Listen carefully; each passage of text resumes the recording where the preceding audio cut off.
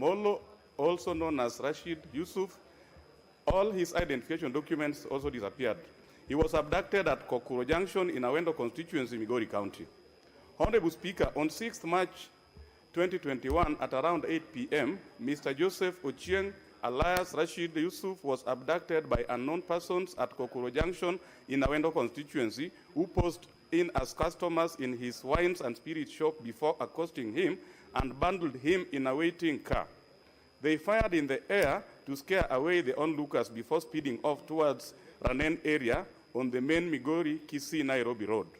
The matter was reported to Ranen Police Post by OB number 0706-3-2021 and 3906-3-2021.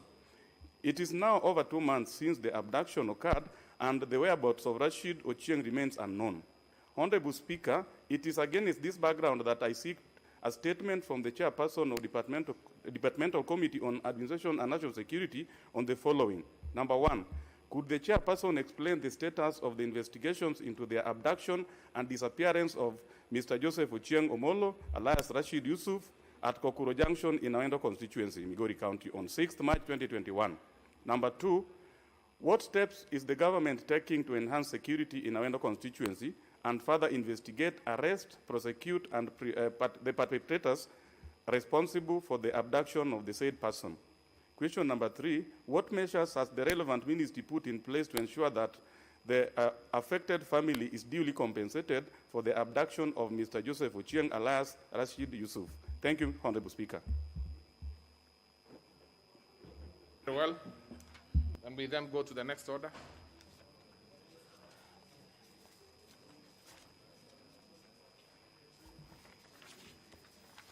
Order number 8, the Constitution of Kenya Amendment Bill 22. I actually thought there was a procedural motion. We have two motions. The one I think we should be prosecuting first is the one to increase the time. Let's start with the procedural one. Yes, thank you, Honorable Speaker. I beg to move the following procedural motion, that pursuant to the provisions of Standing Order number 30, subsection 3, subsection A, this House resolves to extend its morning sitting of Thursday, May the 6th, 2021, until 2 p.m. today. Honorable Speaker, Honorable Speaker, I've had consultations from lots of members, and members even went to see the Speaker as early as 8 in the morning. Because since last week, most members have been sitting here until the last day, and I've been here, so I know. I can almost tell the people who have been here. And towards the end, they find they cannot speak. When they come the next morning, they then queue again as number 6 or number 7, and they can't speak.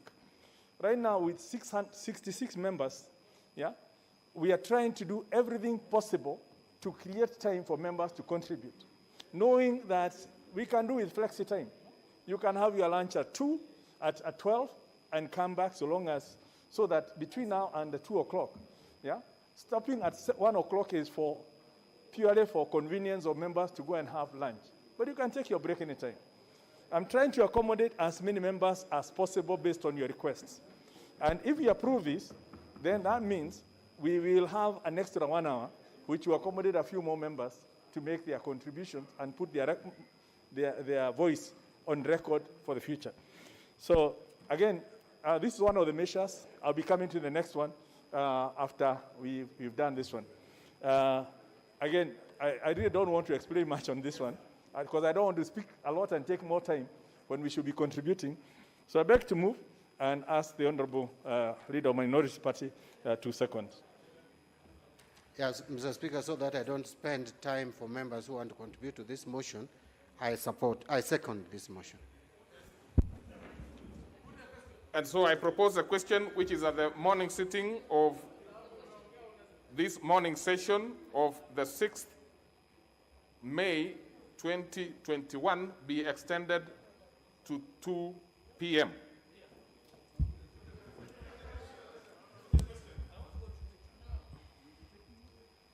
Honorable members,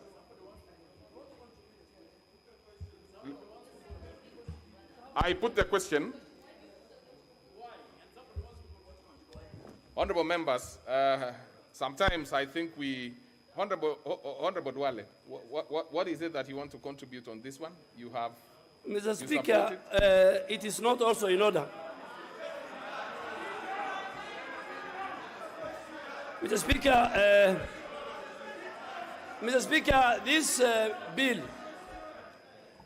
this bill, you can make noise, but I'll have my say, because I represent the people of Garissa Township. Mr. Speaker, this is the August House. This bill, when it was being moved, it has no timeline. And Mr. Speaker, the substantive speaker made a ruling on what every member from the mover to the seconder to each member should have. Mr. Speaker, I have been sitting here the last 3 days, and I don't mind, because this is where I do business. This is where I feed my children. This is how I pay my electricity bill. I will sit here, Mr. Speaker, until my time will come. Mr. Speaker, I want you to be very, very candid to the House. Let us not treat this House like the animal farm. There are some who have more chances than the other. The standing orders, I am on a point of order, unless you don't know. Mr. Speaker, the standing orders are very clear. There are times given to the leadership, there are times given to committee chairs, and there are times given in every motion to respective members. Speaker, we don't mind extending to 2 o'clock. What is wrong, Mr. Speaker? The Speaker said each and every member of the 349 members will speak. Even if you extend to 2 o'clock, I can say without any fear of contradiction, there are more than 150 members who have not spoken. And calculate, there are more than 150 members who have not spoken. Why do you deny them a chance to contribute to a very important constitutional moment? Okay. To a constitutional. Okay. Speaker, I really want to ask you that you must rise to the occasion. You must rise to the occasion, Mr. Speaker. The member for Nyeri Town, and that will be it, and then I'll put the question. Thank you, Mr. Speaker. I was raising on a point of order for what Honorable Dwale was saying. We are looking at a procedural motion, whether we are actually going to extend time to 2 o'clock. I wanted to suggest, Mr. Speaker, as a House, we just need to make that decision. You ask the question, we say yes or no, and then we move on. Thank you very much, Mr. Speaker. Yes, so honorable members, I think that is the position. The procedural motion has been moved. It has been seconded. I have proposed. You have asked that on public demand you want us to put the question. And you will make the decision, honorable members. You will make the decision, one way or the other. I have no issue whether, in fact, well, I have no reason. I mean, whatever decision you make, we'll be happy with it. So then I put the question, which is that the morning session of today, 6th May 2021, be extended to 2 o'clock. Will as many as of that opinion say aye? Aye. Many as of a contrary opinion say nay? The ayes have it. That's a decision made by the majority, so that is the position. You will have your time all the way to 2 o'clock. And the members, you will organize yourself in such a way that you can deal with other things like lunch and so forth. Proceed, the Honorable Leader, for the next, move the motion. Honorable Speaker, I beg to move that pursuant to the provisions of Standing Order number 97-1, and notwithstanding the resolution of the House on March 23rd, 2021, on the limitation of debate on bills under Article 257 of the Constitution, this House orders that the speaking time for each member be reduced from 15 minutes to 7 minutes. Honorable Speaker, first of all, I want to thank the House for extending the time this morning. And also, I've just looked up, when you are speaking, there were 63. Now there are 66 members who have signed up. And last week, we spent quite an inordinate amount of time with points of order, people seeking clarification from the Speaker. The Speaker gave a very detailed ruling that took over 1 hour to clarify most of those issues and came up with some decision. And as a result of which, most members have said, now that we understand our limitations. All we want is to bring in points of variation to what others have contributed. I've been sitting here, Honorable Speaker, since Wednesday morning, and I've been listening. And I can tell you, 90% of the members who have spoken have actually been repeating what the others have just said. So to enrich this debate and to bring variations so that people can concentrate on other issues that need to be brought out, members wanted actually to reduce to 5 minutes. But I looked at it and I said, 5 minutes might be too short. Let's agree. Instead of reducing from 15 to 5, why don't we agree on 7? And I think, I just thought that perhaps is a good compromise so that people can bring new issues rather than old ones. But most importantly, I want also to debunk this feeling that members say you cannot vary this time. Standing Order number 97 is very clear that between adjournment of a debate and before commencement of a debate, a motion can be brought. 97.3 basically says you cannot introduce this motion in the course of a debate, but between adjournment and commencement of debate, the recommencement, you can bring the motion. So this is very clearly properly before the House, so that we don't end up with a situation that we are doing something to change the rules. We are doing it for the convenience of the House. And the members will make a decision. And members, I really don't want to go on through this because I want to take your time. And I beg to move.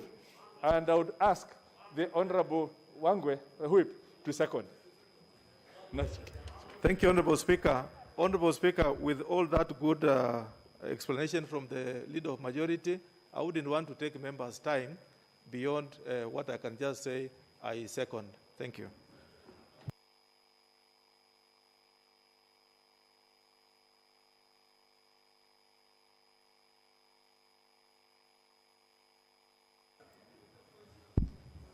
So, honorable members, I propose a question which is as pursuant to Standing Order 97.1, and notwithstanding the resolution of the House on March 23rd, 2020, which is limitation of debate on bills and articles of Article 257 of the Constitution.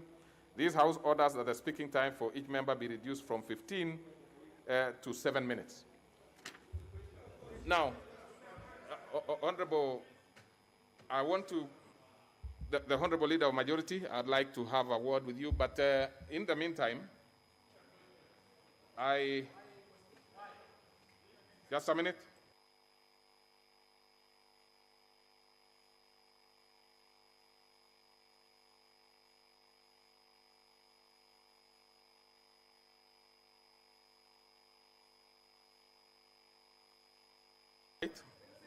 So, honorable members, are there members who want to contribute to this particular one? But, but because we are trying to save on time, so that we don't consume too much time, I could give one. You want me to put the question? I wanted to give 2 members to make brief comments. Okay. I see all members, you want us to put the question? So then, honorable members, I put the question, which is that pursuant to provisions of Standing Order 97.1, and notwithstanding the resolution of the House on March 23rd, 2021, on limitation of debates on Bill and Article 257 of the Constitution, this House orders that the speaking time for each member be reduced from 15 to 7 minutes. Will as many as of that opinion say aye? Aye. Many as of our contrary opinion say nay? The ayes have it. So, honorable members, then we go to what is the, I can't be able to, the intervention slot is completely full, so I'm not even able to know who is that? Who is that? Thank you, Honorable Speaker. Honorable Speaker, I want to advise Honorable Karuma that I'm a Meru man who is never intimidated anywhere. And I have no 2 business in this House. I'm here to represent the Ngundi people of South Imenti constituency. Whether you want to move forward, It is none of my business, but I must be heard in this floor, Mr. Speaker. So what is it? Mr. Speaker, my point of order is I really agree with the 7 minutes and up to and extending those up to 2 p.m. But Mr. Speaker, even if you do simple mathematics, 7 minutes times 63 members is already 7.3 hours. So what I'm requesting the honorable leader of majority, there is a message that has circulated that we might vote this afternoon, Mr. Speaker. So that is what I'm really requesting the House leadership to consider extending that time until all of us speak to this historic bill, Okay. Mr. Speaker. That I'm sure the leader of majority has heard that, and so let's proceed, honorable members. We don't need to waste more time. Let's have the honorable. Now I'll be following the list as is. So we'll start with the honorable Rahim Dawood. No, but before we go to Rahim Dawood, I am aware that the previous speaker who was speaking before had a balance of some minutes. Oh, the order. Sorry, honorable members. Let's move procedurally. So please read the order. Order number 8, the Constitution of Kenya Amendment Bill 2020, second reading, resumption of debate. Yes, we had the Honorable Leshomo on the floor. Now, please have your time, make it as short as possible, because you seem to have slightly more time than we have just passed. So proceed. Asante sana Mheshimiwa Spika kunipatia nafasi hii. Pia mimi nichangie mambo hii ya BBI. Mr. Speaker, ninashukuru kwa sababu jana sisi ndio tulifunga bunge kwa kutoka kungoja kuzungumzia. Na ningependa tu kusema bali nimebakisha jana nikisimama hapa ninasimama kama mheshimiwa wa Samburu County na pia member wa BBI committee. Kwa hivyo ninaweza zungumza, tafadhali niseme kile nimeona. Mheshimiwa Speaker, niko moja ya wale walikuwa katika kusunguka kaunti 47. Na nataka tu Mheshimiwa Speaker niseme machache kueleza wenzangu, wajumbe wenzangu, wakati tulikuwa tunatembea katika kaunti 47. Maoni ile iko kwa BBI. Nataka kuambia wenzangu sio ya wakubwa na sio ya nani, ni ya mwananchi. Mwananchi ametupatia maoni tofauti. Na ninasema machache Mheshimiwa Speaker. Mheshimiwa Speaker, tulikuwa na agenda 9 ile tumepewa na President Uhuru na Raila Odinga. Na hizo maoni 9 ilikuwa kueleza mwananchi, sema ile iko kwa roho yako, kile Kenya inataka kuendelea. Zaidi ilikuwa kueleza mwananchi mambo kuhusu mambo ya vita ya kila wakati ya kwenda uchaguzi. Mheshimiwa Speaker, kwa sababu madakika ni chache, Mheshimiwa Speaker, mwananchi alitoa maoni yake tofauti. Na maoni ya kwanza, Mheshimiwa Speaker, maoni ya kwanza, na ningeomba tu wenzangu wanisikize tu kwa makini. Maoni ya kwanza, mwananchi anasema kuhusu mambo ya siasa, tunapigania uko juu akati president anachaguliwa. Atupiganii kutoka governor mpaka chini ama kutoka MP mpaka chini. Akati inafika huko juu ndio tunapigania. Na walisema kama Kenya inawezekana ile viti za juu sigawanywe itoche kila mtu, ndio tuache vita ya siasa.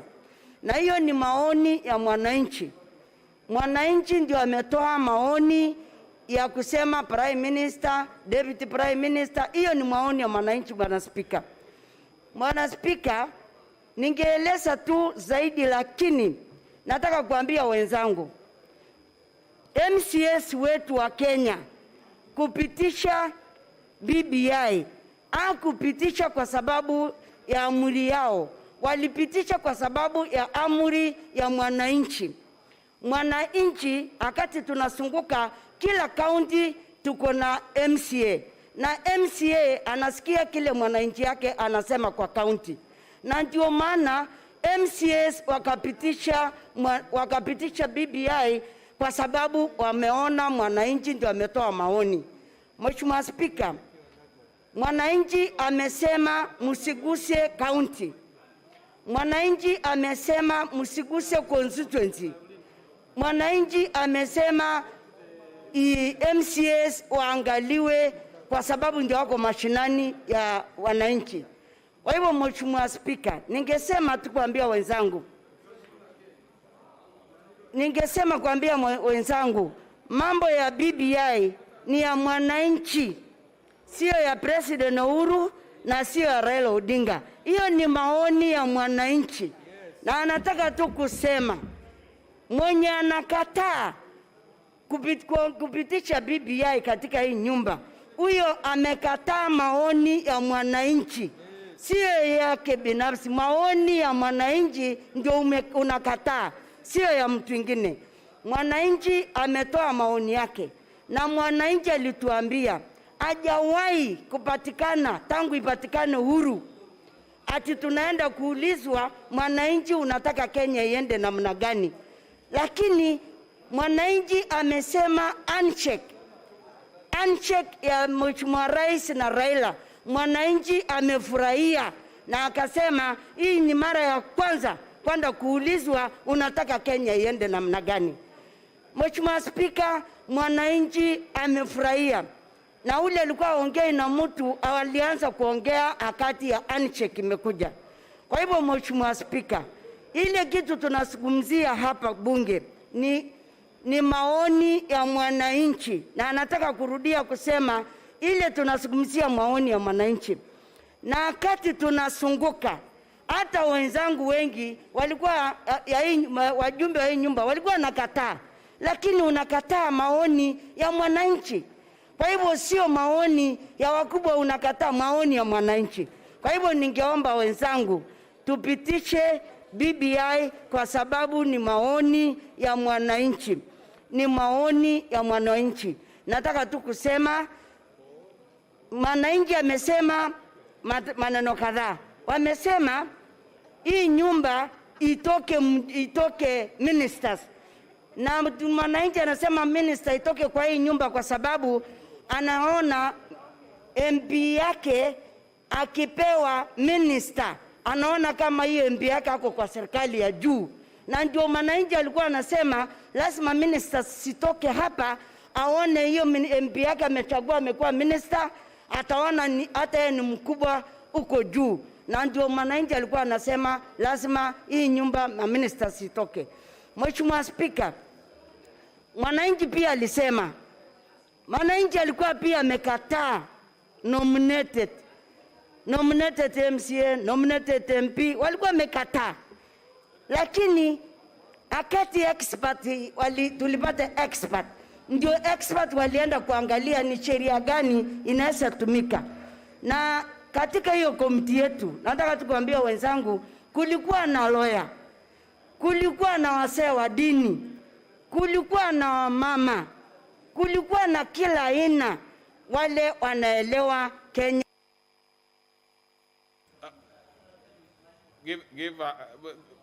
Your time is over. Your time is over. So now let's have the Honorable Rahim Dawood. Thank you, Mr. Speaker. And Honorable Nyasuna, you are next, so that you can see I've already pressed. Thank you, Mr. Speaker. Mr. Speaker, yes. At the start of my address, I want to say that I'm supporting BBI, and I believe BBI is the way to go. Mr. Speaker, I want to even congratulate the JSC in nominating Chief Justice Martha Koome to take the seat and William Ouko to become a Supreme Court judge. Mr. Speaker, the handshake between our President Uhuru Kenyatta and the Right Honorable Prime Minister Raila Odinga was a game changer, Mr. Speaker, because from 2018, at least we've been going, the country has been running properly, and we've not had too many issues. Mr. Speaker, I was in the 2005 referendum of the bananas and the oranges, which went the way it went and gave birth to ODM. Mr. Speaker, I was still again leading in Nordimenti, the 2010 referendum, where we did the yes and no. And at that time, we were told by His Excellency, the former President Mwai Kibaki, that when he came to Meru, he said, yes, we know 20% of the Constitution is not right, but we will rectify it in future. And that future is now, Mr. Speaker, because at that time, the 20% we could not change, we are now trying to change. And we are not saying this is the last time we are going to change. Members of this House will be called in future to come with more amendments to the Constitution. This is not the last. Mr. Speaker, when the boundaries delimitation was done in 2010 by the Andrew Ligale Commission, there was so much gerrymandering because at that time, we just got one constituency in Meru County, whereas we should have got 3 more constituencies. So we are happy with the 70 constituencies which are been given. And Mr. Speaker, unlike what people have been saying that Mount Kenya has got all the constituencies, I hear some saying 42 constituencies, which is a complete lie because it is not more than 17 constituencies which have come to Mount Kenya. And Mr. Speaker, and they have come by right, not because of gerrymandering of the Legalia Commission, where constituencies which were below even 100,000 were given constituencies, Mr. Speaker. Mr. Speaker, when we are talking about the county governments will be getting 35% of the funds, Mr. Speaker, many people out there ask us, if you cannot give 15%, how do you give 35%? Mr. Speaker, I want to put it to my colleagues and the people out there that at the moment, the Division of Revenue Bill we passed last week, the county revenue allocation was at 30%, including the conditional grant. And Mr. Speaker, that was at, it was for the year 2016-17 audited accounts. But Mr. Speaker, BBI is suggesting that 35% will be for not just the audited account by National Assembly, but it will be for what has been presented by the Auditor General, even if it has not been approved by Parliament. Mr. Speaker, the other good thing about this BBI is that the CDF has been put in the Constitution, so there is no reason that it would go to the courts to be declared null and void, and that we have to adhere to it. Mr. Speaker, even there is the ward fund, which will not be now tied to the governor. Mr. Speaker, a lot of our colleagues, when they go out to talk shows, they say that we are increasing this parliament to 640 members.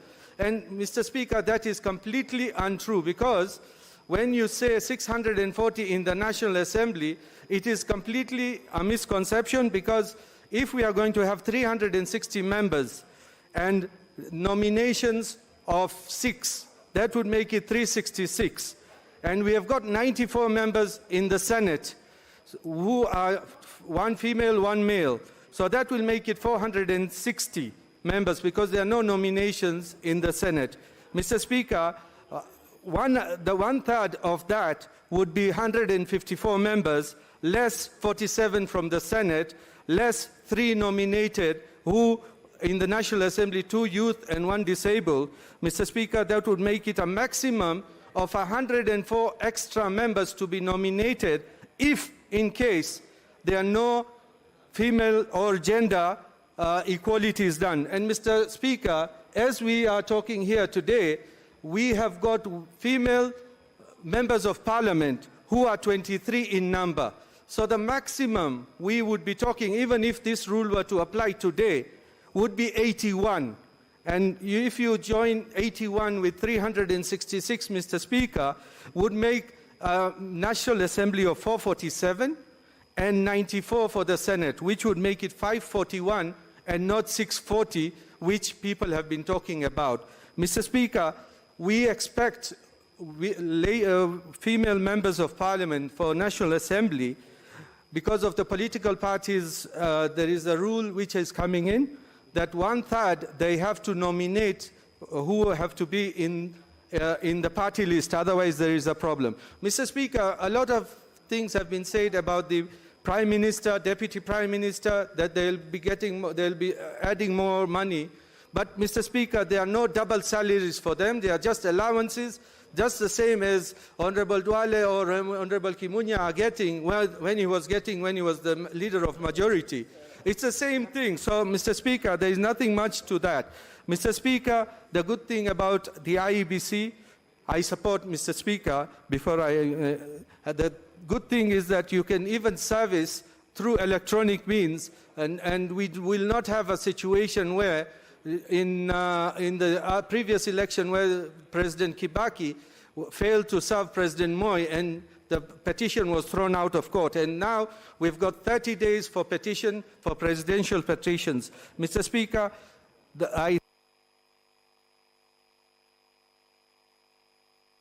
Your time is over. And therefore we go to the Honorable Gladys. Thank you, Honorable Speaker. Honorable Speaker, from the outset, I'd like to state that I support unreservedly the BBI bill. Mr. Speaker, we are privileged to live through and participate in this historic moment. Mr. Speaker, building a steady and stable and prosperous nation is an exercise that never really comes to an end. Chinese philosopher Confucius said that our greatest glory is never in falling, but in rising every time we fall. Honorable Speaker, nations develop by constantly probing their systems, reviewing and questioning what works and what does not work. Honorable Speaker, the Constitution is a living document. It is a document for the people, by the people. It is for us to, at any given time, depending on the prevailing circumstances, have a constitution that works for us. The 2010 one has served us for 10 years now, in its 11th year. We have been able to see where the shoe pinches us. And those are the things that the BBI is in the process of correcting. Honorable Speaker, I have had the school of thought that the BBI is expensive. The BBI is not a priority. The BBI figures have been thrown here and there that let us first deal with other things before we deal with the BBI. But, Mr. Speaker, I ask the question, what is the cost of peace and prosperity? Is there a price too high to pay for a peaceful, prosperous, and stable nation? Mr. Speaker, there is an argument that let us first fix the economy before we come to the BBI. But I'd like to state here, Mr. Speaker, that the economy follows the politics. If the politics falls, the economy falls. Mr. Speaker, in 2008, our GDP fell to 1.5% from 6.9% the previous year. Why? Because of political instability. In 2017, we fell to 4.8% from 5.9% the previous year. Why? Because of political instability. Mr. Speaker, therefore, a vote for BBI is a vote to strengthen our economy and build a prosperous future for our children and their children. Mr. Speaker, I have heard it said on the floor of this House that we are dealing with a dangerous document. It has been said that we are dealing with a document that is clipping the independence of the judiciary. Nothing could be further from the truth, Mr. Speaker. Independence of the judiciary is a hallowed constitutional tenet, Honorable Speaker. It is the hallmark of our democracy. So why are we being told that we are clipping the independence of the judiciary or that the BBI is doing it? Because, Mr. Speaker, Clause 43 of this bill is amending Article 172 to give the Judicial Service Commission power to receive complaints against judges and investigate and discipline judges by warning and reprimanding or suspending a judge. We are being told that by doing that, we are clipping the independence of the judiciary. But, Honorable Speaker, if we look at the context in which we had our 2010 Constitution, it was such that the 2010 Constitution provided for a vetting board for all judges. Honorable Speaker, the Sharad Rao board that vetted all judges. What happened, therefore, we had a gap because Article 168 provides for removal of judges. But there is nothing in between. What if a judge has a misconduct that does not meet the threshold for removal, but does not remove the threshold for removal, does not reach the threshold for removal, but is grave enough to be investigated and an action taken? The situation we have currently, and the courts gave a ruling that the JSC cannot investigate, cannot punish, cannot suspend, cannot reprimand a judge. So if, for example, a judge, and we have many good judges and a few bad ones, if, for example, a judge is not writing his judgments on time, that is not threshold for removal, but that judge cannot be reprimanded by the JSC. Honorable Speaker, in this parliament, every 5 years, the people can remove us. In this parliament, Honorable Speaker, there is a Powers and Privileges Committee that can review conduct of a member of parliament. What is wrong with having the Judicial Service Commission being able to review the conduct of judges and be able to reprimand them in the event that that does not meet the threshold for removal? Honorable Speaker, it is said that right now it is the president to form a tribunal for purposes of removal of the judges. Why do we feel the judiciary is more independent when the president is forming a tribunal for removal of a judge than if the Judicial Service Commission itself, which is constituted of the Chief Justice, judges from the Supreme Court, the Court of Appeal, LSK, magistrates, reviewing their peers? Honorable Speaker, this is just stories being told. The reality is the BBI is strengthening the independence and accountability of the judiciary. Mr. Speaker, on the judiciary ombudsman, there are many good judges who do a good job, but we know also that there are times that there is justice for sale. Where can Wanjiko go when there is justice for sale? There must be an ombudsman to which Wanjiko can go and put their complaints. Honorable Speaker, on the issue of the two-thirds gender rule, for 50 years we have sought to have the two-thirds gender rule principle. Honorable Duale brought here Honorable Duale 1 bill, Duale bill 2, Duale bill 3, Duale bill 4. We danced, we went to parties, we tried to pass the two-thirds gender principle. Finally, the BBI has delivered, after 50 years, the two-thirds gender principle, Honorable Speaker. And even if it was for that alone, I would support the BBI bill. I support fully 100%. In addition, Honorable Speaker, to the opposite gender rule, to a 50-50 Senate. Right now, the women... Your time is over. Joroge wa Maua. Honorable Joroge wa Maua. Thank you, Mr. Speaker, sir, for giving Honorable me... Joroge wa Maua and Honorable Cheptumo is next, just to confirm so that you can start preparing yourself. Thank you, Mr. Speaker, for giving me this chance to speak to this historic moment of the Constitution of Kenya Amendment Bill 2020. Mr. Speaker, sir, I like to support, and I also want to commend all those members who have listened to support this amendment bill as proposed by the Popular Initiative. Mr. Speaker, it is true that we are not really looking mostly at the content which is in the amendment bill, Mr. Speaker, because the content which is being proposed, Mr. Speaker, is to make the Constitution of 2010 better than the way it is, Mr. Speaker. And mostly what the clauses that are being amended, or the articles, are making the Constitution of 2010 better. And Mr. Speaker, sir, all what has been proposed here are very important and touching to the people that we represent, both economically, politically, and in all areas.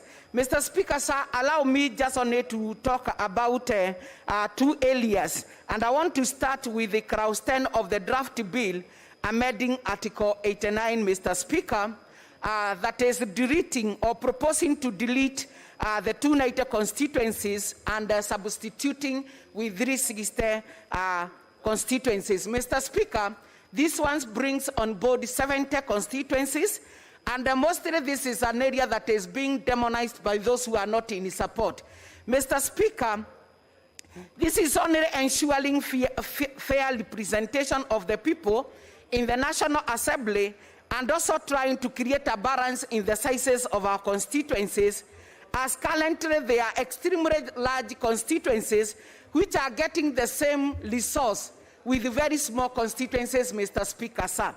And whenever our Kenyans are giving taxes, we give taxes so that we can support each and every person wherever he or she is, irrespective, Mr. Speaker, of where you come from. And therefore, Mr. Speaker, sir, I wanted to remember last week, last week, when the Honorable Member, Kafinga Wadhau from where, really tried to bring the formula that was used to bring about the creation of the 70 constituencies, Mr. Speaker. And Mr. Speaker, what we are saying is we want each and every vote to count in terms of representation when we come here to vote, and also in terms of when we are sharing our resources, Mr. Speaker. And therefore, the issue of delimitation being, of boundaries being an area for the IBC, we are not questioning that. But we want to say, Mr. Speaker, that we have chapter 1 that it talks about the sovereignty power of the people of this country. And I think that is where we are subjecting all these proposed amendments to a referendum, whereby the power bestowed on the Kenyans, they can be able to decrease or increase any constituency, and later on the IBC comes in, whereby now they look at the delimitation of the boundaries. But we cannot say that we cannot do this when all of us, we understand that the whole issue will end up with the Kenyans, whereby they will approve or not approve or reject or support. So, Mr. Speaker, sir, let us not demonize about the constituencies when we know surely they are looking at those areas where we have many of our people. And I give an example of Ruto, and also Kasarani, and also Mwea, which are constituencies that are very large. And the CDF money that we usually get is given the same with even those constituencies that have very few people, and even to an extent that there are 3 wards, and you cannot compare the share that the person coming from that will get in terms of equitability. Mr. Speaker, also allow me also to talk about clause 50 of the draft bill, amending Article 203, Mr. Speaker, whereby it wanted to expand the criteria for determining equitable share, Mr. Speaker. The average amount of money per person to a county with the highest allocation does not exceed 3 times the average amount per person allocated to a county with the lowest allocation. Mr. Speaker, sir, the same Article 203, the amendment also wants to seek to increase the percentage of funds allocated to counties from 15% to 35%, Mr. Speaker. And there are those who are bringing propagandas of saying that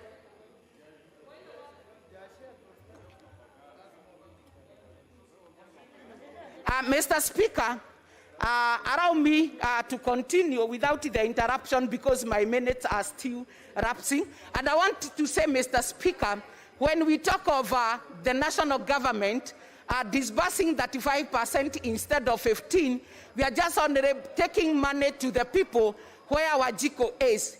And this money, when it is taken to the county, it will be able to give the best of the development and the service delivery to the people that we are talking about. And especially in the sectors that have been, or in the functions that have been devolved to the counties, especially the agriculture, which really touches on our people. Mr. Speaker, sir, out of the 35%, we'll also get the 5% for the Ward Development Fund. So each of the ward will get 20 million, and this adds to the CDF money that I receive. And all this money is going directly to the common person that we represent. Therefore, Mr. Speaker, that is why I'm 100% supporting the BBI, because of what it's going to do, and especially more to taking resources to the people that we represent. Thank you, Mr. Speaker. Thank you, Mr. Speaker, for giving me a chance to also contribute to this very important bill. And Mr. Speaker, from the onset, I want to say that I oppose this bill, Mr. Speaker. Mr. Speaker, 11 years ago, Kenyans enacted the 2010 Constitution, Mr. Speaker.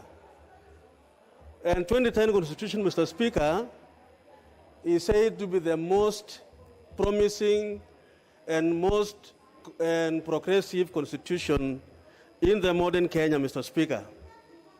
Mr. Speaker, the 2010 Constitution, which I have the privilege, Mr. Speaker, of participating in the process of making that constitution as an assistant minister of justice that time, Mr. Speaker, inculcated with it, Mr. Speaker, national values, but also gave judiciary and other institutions of governance independence, Mr. Speaker.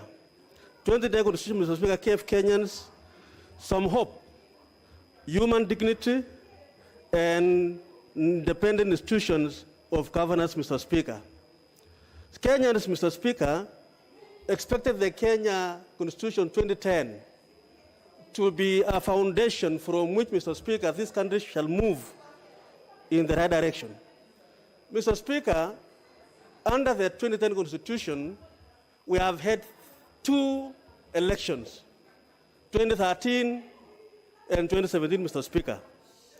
And Mr. Speaker, sir, in those 2 elections, we witnessed violence, Mr. Speaker. We witnessed destruction of property, Mr. Speaker. And the question, Mr. Speaker, we need to ask ourselves as a House, and this is a very important question, Mr. Speaker, I want to pose. If indeed the challenges we have in our country can be resolved by having a constitution, why then, Mr. Speaker, did we have to have violence, tribal tension again, after the promising and very progressive constitution in 2010, Mr. Speaker? Mr. Speaker, my humble submission to this House, and even to this country, Mr. Speaker, is that our challenge as a country is not the constitution, Mr. Speaker. The challenge we have, and we must agree to this, Mr. Speaker, is us leaders, Mr. Speaker.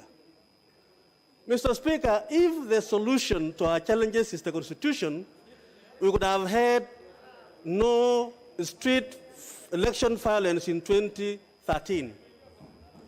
If our solution, Mr. Speaker, is in the constitution per se, we could not have had election violence in 2017.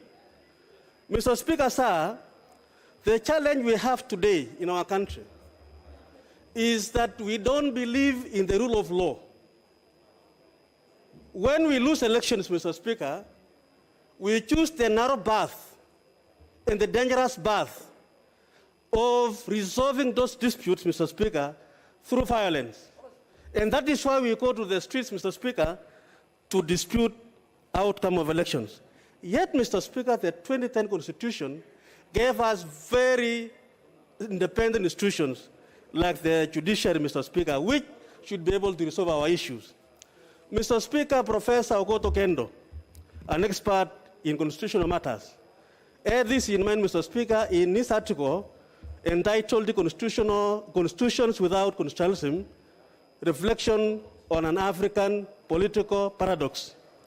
Mr. Speaker, I want to quote what he said, that African political elite are fully and clearly committed to the idea of a constitution. And at the same time, with the same energy, they categorically neglect the notion of constitutionality, Mr. Speaker. This is where the problem is, Mr. Speaker. Today, as a House, we are debating a constitutional amendment bill to amend our Constitution. We believe in the Constitution, Mr. Speaker, but we don't believe in the constitutionalism in this document, Mr. Speaker. Mr. Speaker, if we do so, Mr. Speaker, we should be able, therefore, to believe in the institutions we are creating, Mr. Speaker. And so, Mr. Speaker, one of the reasons why I'm opposing this constitution, this constitutional amendment bill, Mr. Speaker, is because it is premised on a foundation, Mr. Speaker, which is not constitutionality, Mr. Speaker. Already, Mr. Speaker, we see the impunity in this process, where, Mr. Speaker, we say we cannot stop reggae. This document, Mr. Speaker, the process which is being undertaken has already faced a challenge of impunity, Mr. Speaker. And that is why, Mr. Speaker, even in this House, even when members of the House, in the August House, express their opposite or different view, Mr. Speaker, they are punished, Mr. Speaker. Mr. Speaker, I also want to say that there are very fundamental provisions in this in this bill, which are really good, like Article 4, Article 5, Clause 6, and so on. But, Mr. Speaker, let me say only one. If you look at Clause 10, Mr. Speaker, there is a serious argument that Wanjiku can determine the number of constituencies. That's okay, Mr. Speaker. But I want to submit, Mr. Speaker, that as much as Wanjiku may have the right to increase the number of the constituencies, Mr. Speaker, Wanjiku does not have the power to allocate those constituencies to various counties as done under Schedule 2 of the bill, Mr. Speaker. And to that extent, Mr. Speaker, what is unconstitutional in the bill, Mr. Speaker, is a good reason that this House should be able to reject this bill so that, Mr. Speaker, we are able to pass. Your time is over. Members, kindly be looking at the three lights here. It will really guide you to summarize towards the end. Honorable Member for Westlands.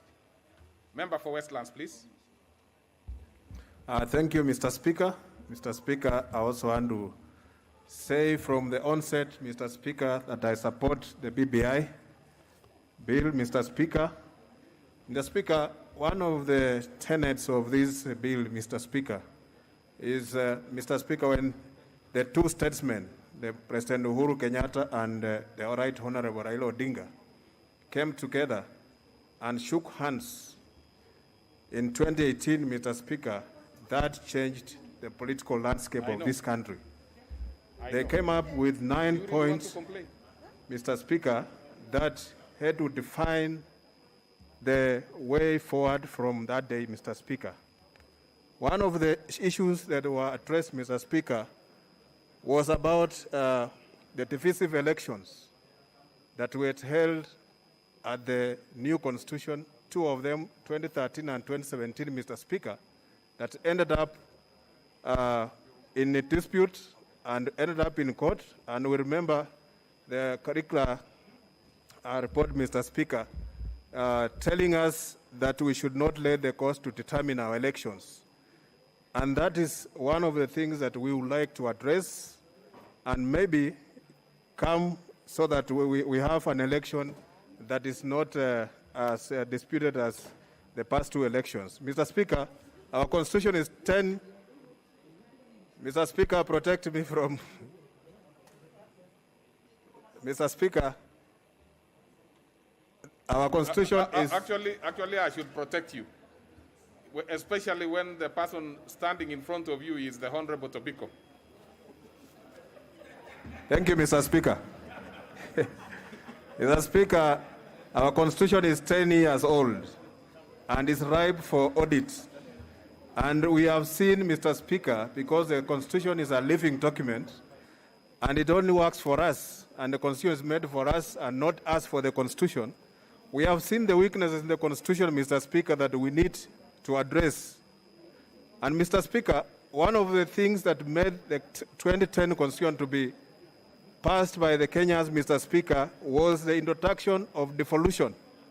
And we have seen, Mr. Speaker, through the BBI, we are even addressing the issue of devolution, trying to strengthen them. Mr. Speaker, giving more revenue to the counties, Mr. Speaker, which will enable more development at grassroots level, and also introduction of the ward development fund, Mr. Speaker. It will be also, Mr. Speaker, boosting even what the CDF has done for the last so many years, Mr. Speaker.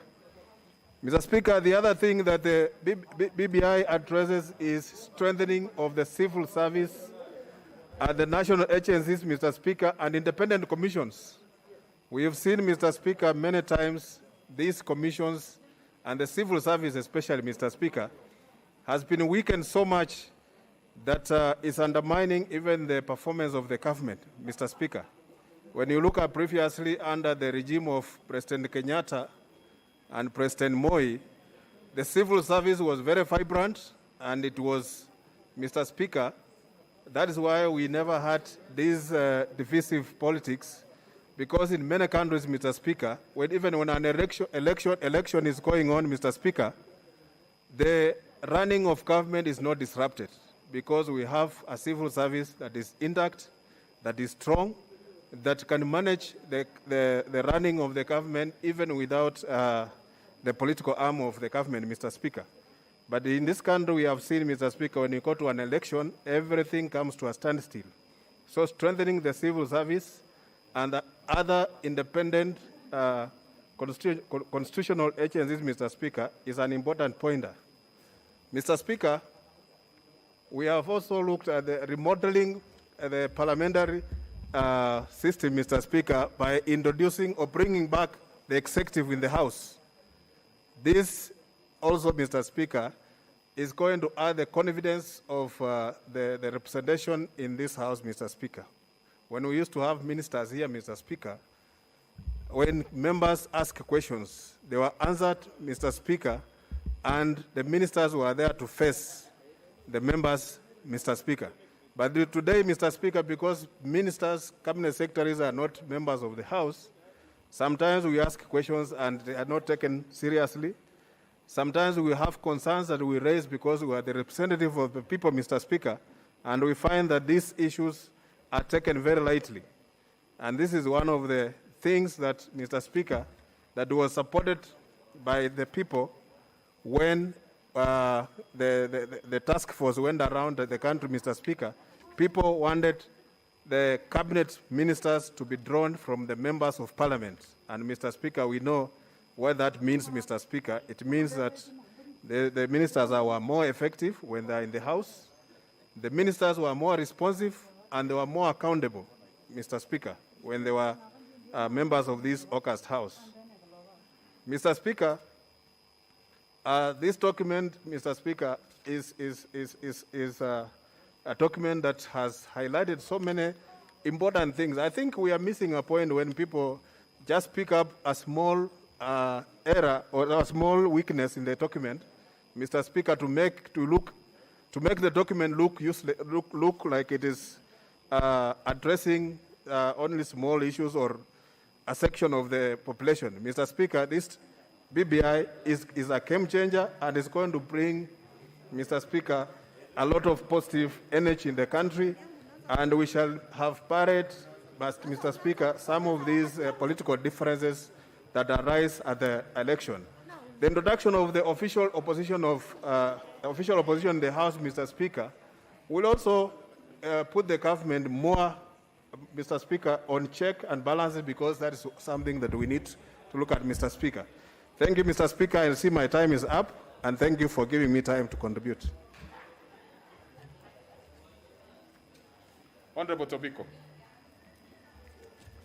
And you don't have to be worried. Your time is well set out. I could see you are a bit anxious, thinking that you're already consuming it. Proceed. Okay, Mr. Speaker. Thank you, Mr. Speaker. Mr. Speaker, thank you for allowing me to participate in this historic moment. Mr. Speaker, because this is a very important time in our country, in the history of constitutional making in our country, and Mr. Speaker, a very important time in our being members of the August House, Mr. Speaker. Mr. Speaker, because of the limited time, I want to go into 3 issues only, Mr. Speaker. Mr. Speaker, I have had the advantage of listening to members, those who have spoken before us, and I have listened keenly, Mr. Speaker. And I have come to the conclusion, Mr. Speaker, that the Parliament or the August House is a very interesting composition. This is where Kenya is. This is where you see the face of Kenya at different levels. Kenyans who come from regions that are developed, Kenyans who come from regions that have been treated unjustly in terms of development, Kenyans who have suffered under historical injustices, Mr. Speaker. And so, when you hear different views, Mr. Speaker, it is because of, the inequality that has been there in the country, Mr. Speaker. Mr. Speaker, I would say, because I was a student of politics, and in politics, Mr. Speaker, in my class of politics, I was told the definition of politics is, the allocation of scarce resources. I was also told, Mr. Speaker, politics is what determines who gets what, when, and how, Mr. Speaker. The various arguments I have had on this floor, Mr. Speaker, are people who are worried about the ombudsman, people who are worried about the judiciary, people who are worried about, various issues. But I will say for my county, Mr. Speaker, our worry is the resources. Our worry is our basic needs. Our worry is our infrastructure that is still wanting, Mr. Speaker. Mr. Speaker, that is where I speak from. When I hear the member of Kandara speaking, Mr. Speaker, about the judiciary, my people are worried about the resources that will come to our county. And so, Mr. Speaker, when I am told the Constitution of Kenya will guarantee Kajiado County 35%, Mr. Speaker, who in this chamber can tell me to say no to the BBI, Mr. Speaker? Mr. Speaker, when I am told that the Constitution will give a tax relief to our young people who are starting businesses, and there is unemployment facing our people, Mr. Speaker, who will in this chamber tell me to say no to the BBI, Mr. Speaker? Mr. Speaker, there is the Maslow theory of hierarchy of needs. There are those people who have reached another level, Mr. Speaker, and they are worried about democracy, and they are worried about institutions like the judiciary. Mr. Speaker, some of us are worried about what our counties will get because we have never received our fair share at the national level, Mr. Speaker. And so, Mr. Speaker, I would say Kajiado County, out of this BBI process, will receive an additional 3 constituencies, Mr. Speaker. That means an additional 300 million for Kajiado, Mr. Speaker.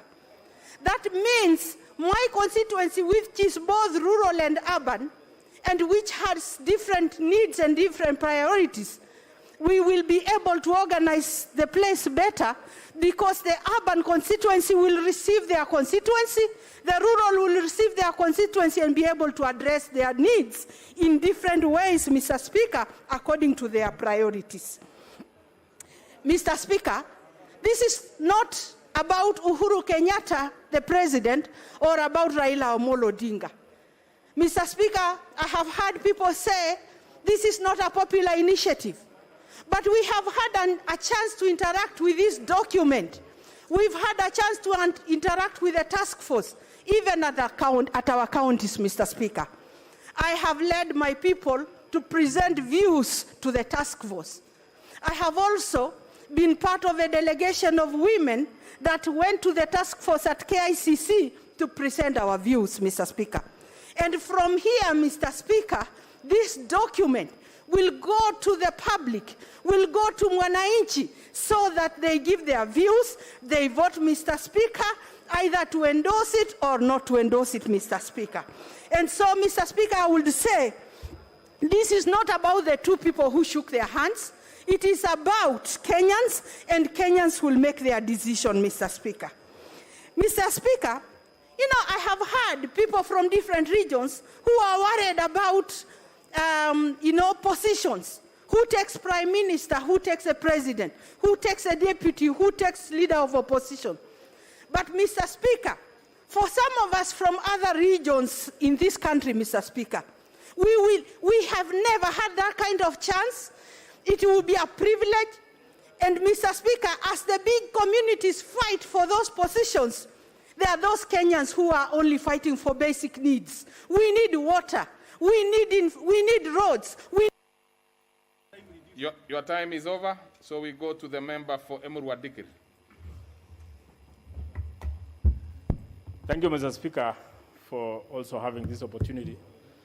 I want to state, Mr. Speaker, that I rise today on this 6th day of May 2021, Mr. Speaker, to join my colleagues, my friends, and the people of this republic in voicing my concerns and also my opinion, and also putting today or tomorrow or the day that will come, Mr. Speaker, my voice to be heard on this particular document, Mr. Speaker. I want to say I stand here to express the opinions of myself and the people I represent and who I love, the people of Emurua Dikir, Mr. Speaker.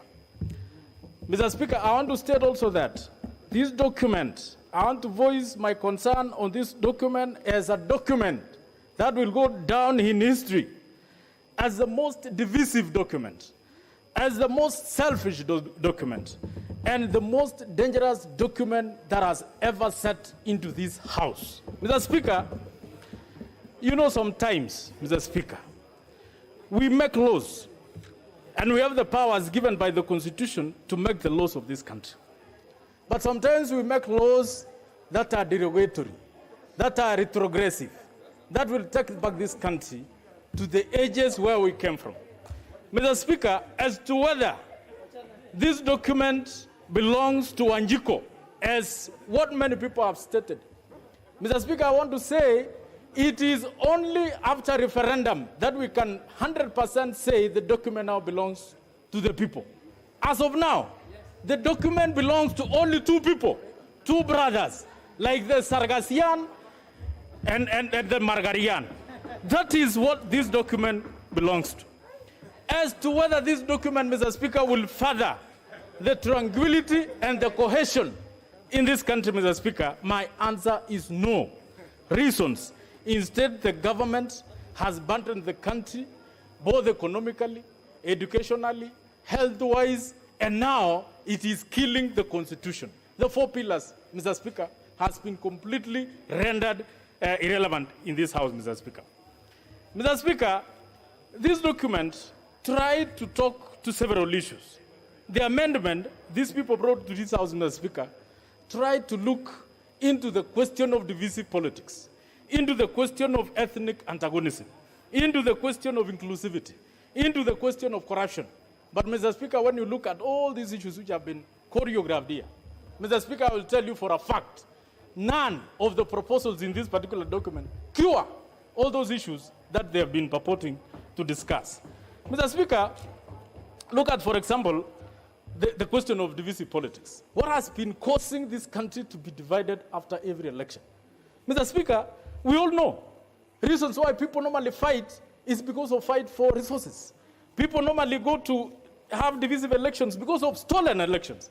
People normally have issues after elections because of the issue of the presidential appointments. So that when people are going to an election, they would want to say who becomes the president of this country. And the only reason is when the president takes over, the appointments, starting from the CSS to the lower cadre. Mr. Speaker, the president normally do appointments disregarding the law.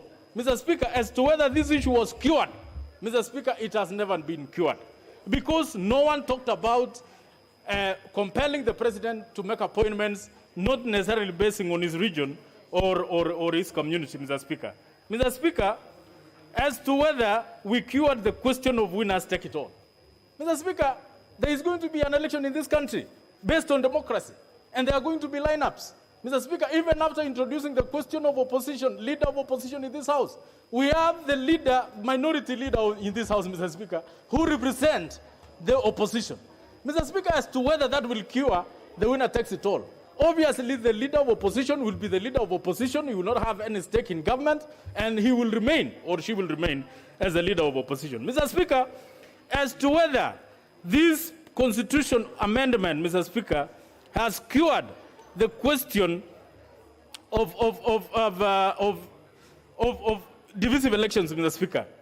Look at the introduction in clause 22, Mr. Speaker, where it purports to introduce the position of a prime minister. Mr. Speaker, and I want to dwell on this because this is where there is going to be a parliamentary coup in this country, Mr. Speaker. Never wait for any coup in this country.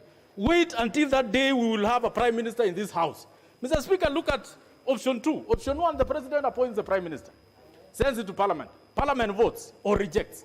Option 2, parliament sits and make an appointment of their own prime minister and vote for that prime minister. Mr. Speaker, look at the roles of the prime minister. He will be chairing the subcommittee of cabinet. Look at this parliament. There will be cabinet members in this House. This House will be making budgets. This House will be impeaching members of parliament, members of the cabinet. Mr. Speaker, if today this House votes for a prime minister, if today this House votes for the position of a prime minister, which is contrary to the appointment of the president, this House will lead a coup and the president will have no say. We have seen a prime minister sitting in this House, Mr. Speaker, and there has been serious divisions in this House. Look at a situation where the members of parliament will be appointing that prime minister. What will the president have a say in this country? The president will never have a say in this country. The budget will be implemented in this House.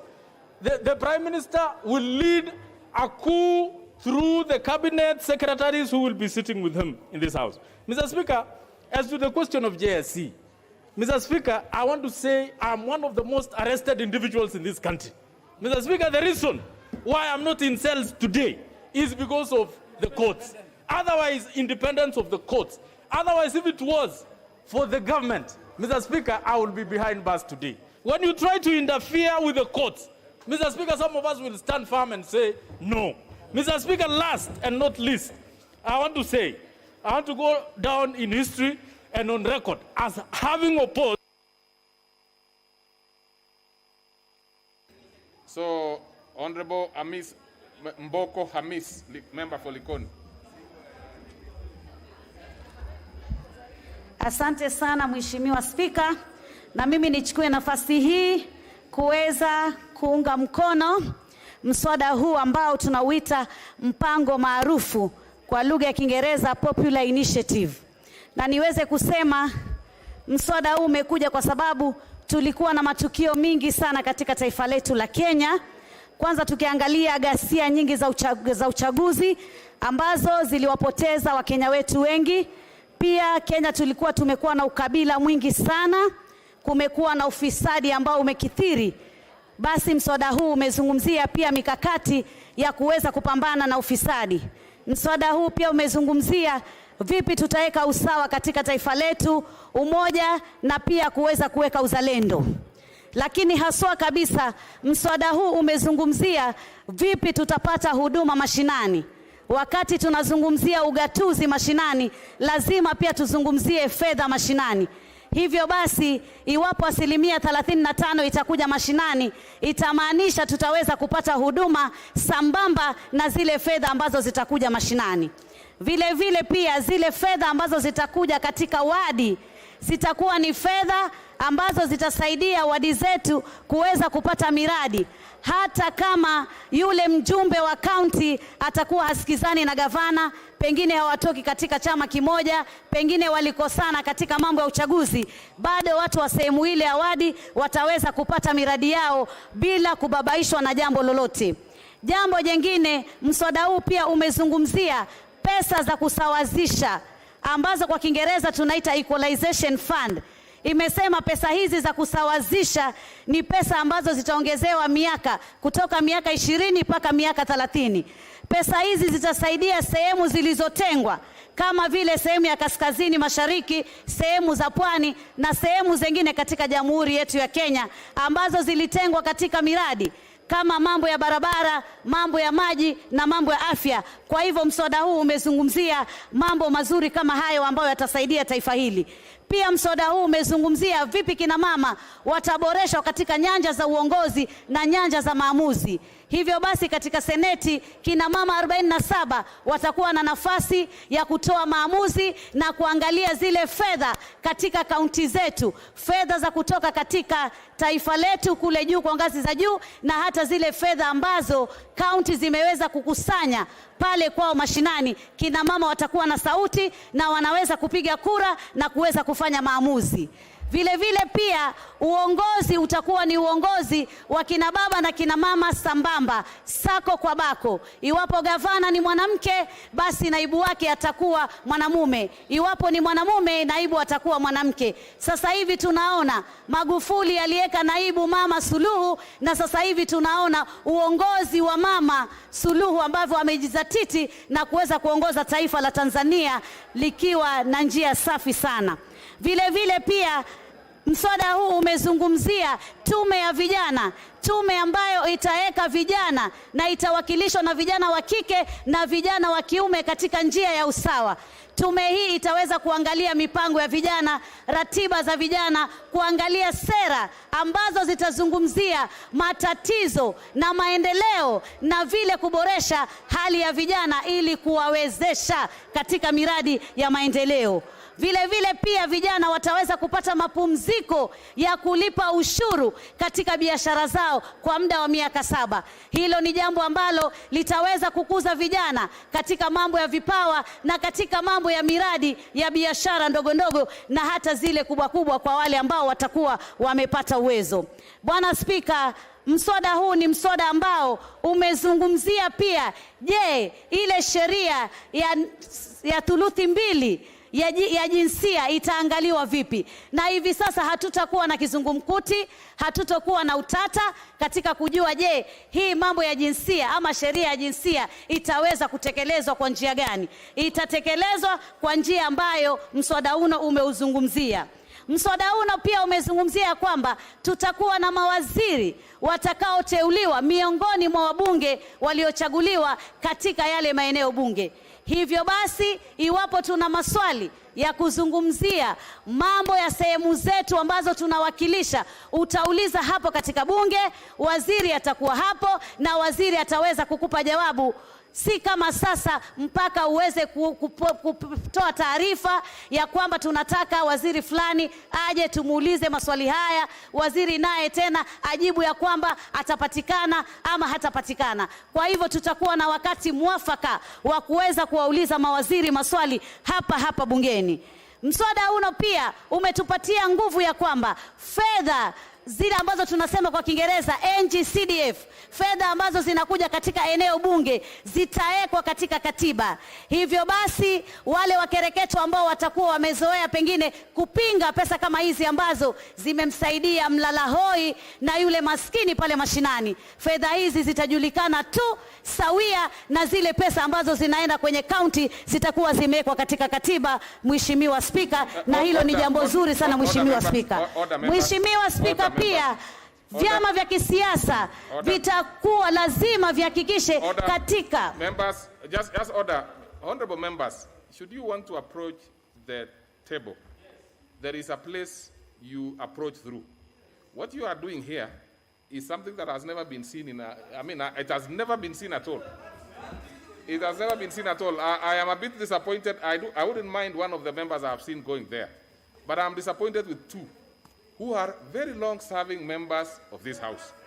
I know you are coming here to take the screenshot of what is happening on the list, which is perfectly in order. Please come from the other side and take the screenshot. Yeah, that is okay. You are perfectly allowed to do that, but please What I have seen here is a very new phenomenon. Proceed and actually finalize because your time is over. Mheshimiwa Spika, hata maseneta sasa hivi watakuwa na uwezo wa kuangazia zile fedha ambazo zimekusanywa na kaunti, si zile tu ambazo zimetoka katika ngazi ya kitaifa. Vile vile pia Mheshimiwa Spika, watu watateuliwa baada ya kura zishapigwa, waliochaguliwa wamechaguliwa, na wale watakaoteuliwa ni wale ambao pia wamegombea, wameng'ang'ana katika uchaguzi na pengine wakaanguka kwa bahati mbaya ama nzuri, hivyo basi wao ndio wataweza kupatiwa nafasi. Mheshimiwa Spika, naunga sana mswada huu kwa sababu ni mswada ambao utaleta maridhiano, utaleta maelewano katika taifa, na pia mambo ya uchaguzi yatakuwa na imani na kutakuwa na amani katika taifa letu la Kenya. Asante Mheshimiwa Spika. Kamoti Mwamkale. Thank you, Mr. Speaker, for giving me this opportunity. And honorable members, any member who wants to look at the screen should come from this other side. It will be easier. And please also keep safe distance. Do not go very close to the clerks. Just they can give you information there. Mr. Speaker, I will disclose that I am a member of the Jailer Committee, which really sifted through this Amendment Bill 2020. And on that note, I would want to thank our Speaker for the ruling that he gave in this House. Indeed, there has been doubts on these documents, not only in the House, but even out there. It has been in the social media, it has been in the mainstream media, that there were two versions of documents, and the Speaker put it clearly that indeed,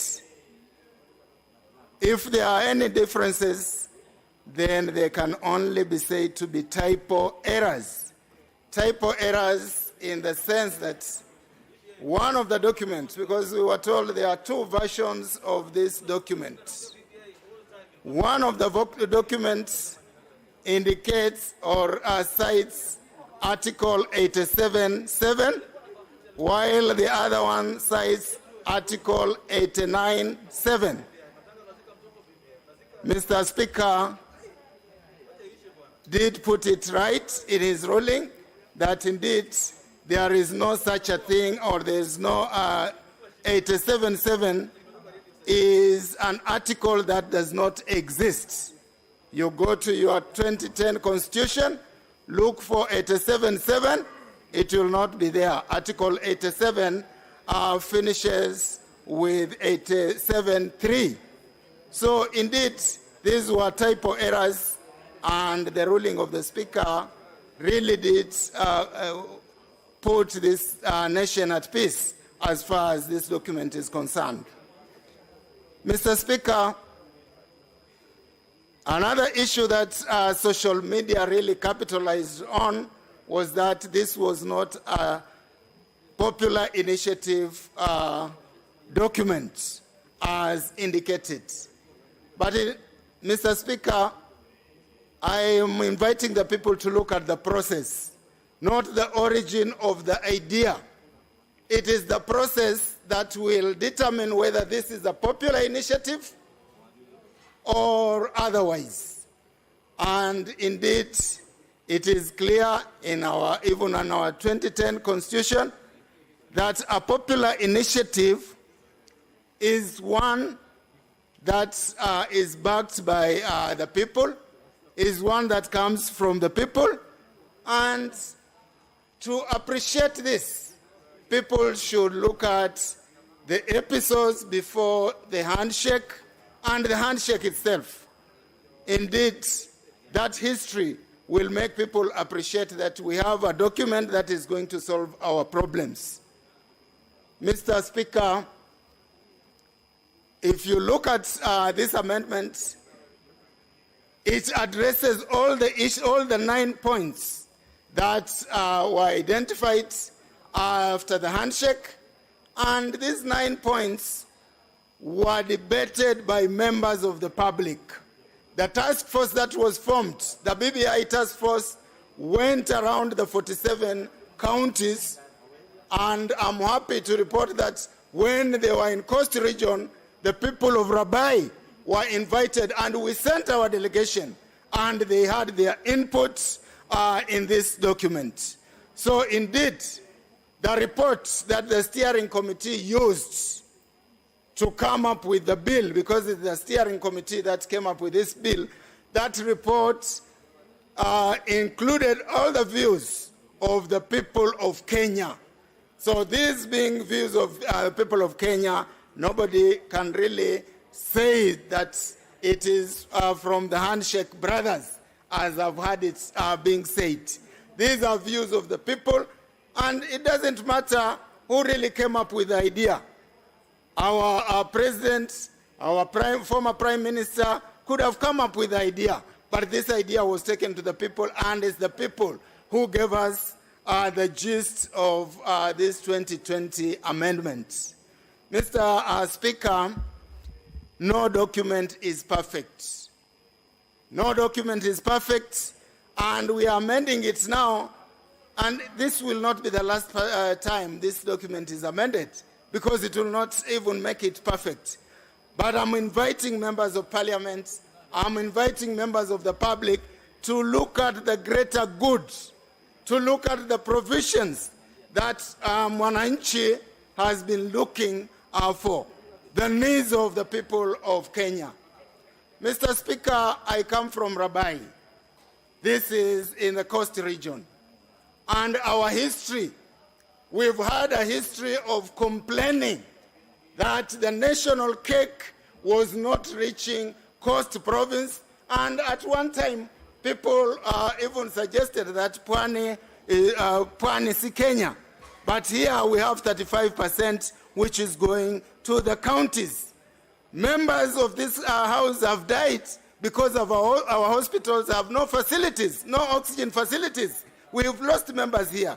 If we say no to that 35%, it will mean even the COVID issue that we are saying should have been given priority will not be able to be addressed by counties of this republic. So, Mr. Speaker, let us focus on the greater good of this document. Let us pass it for posterity, and we should not mix it with 2022, because most of us who are opposing this have 2022 in mind. Let us look at it for prosperity of the people.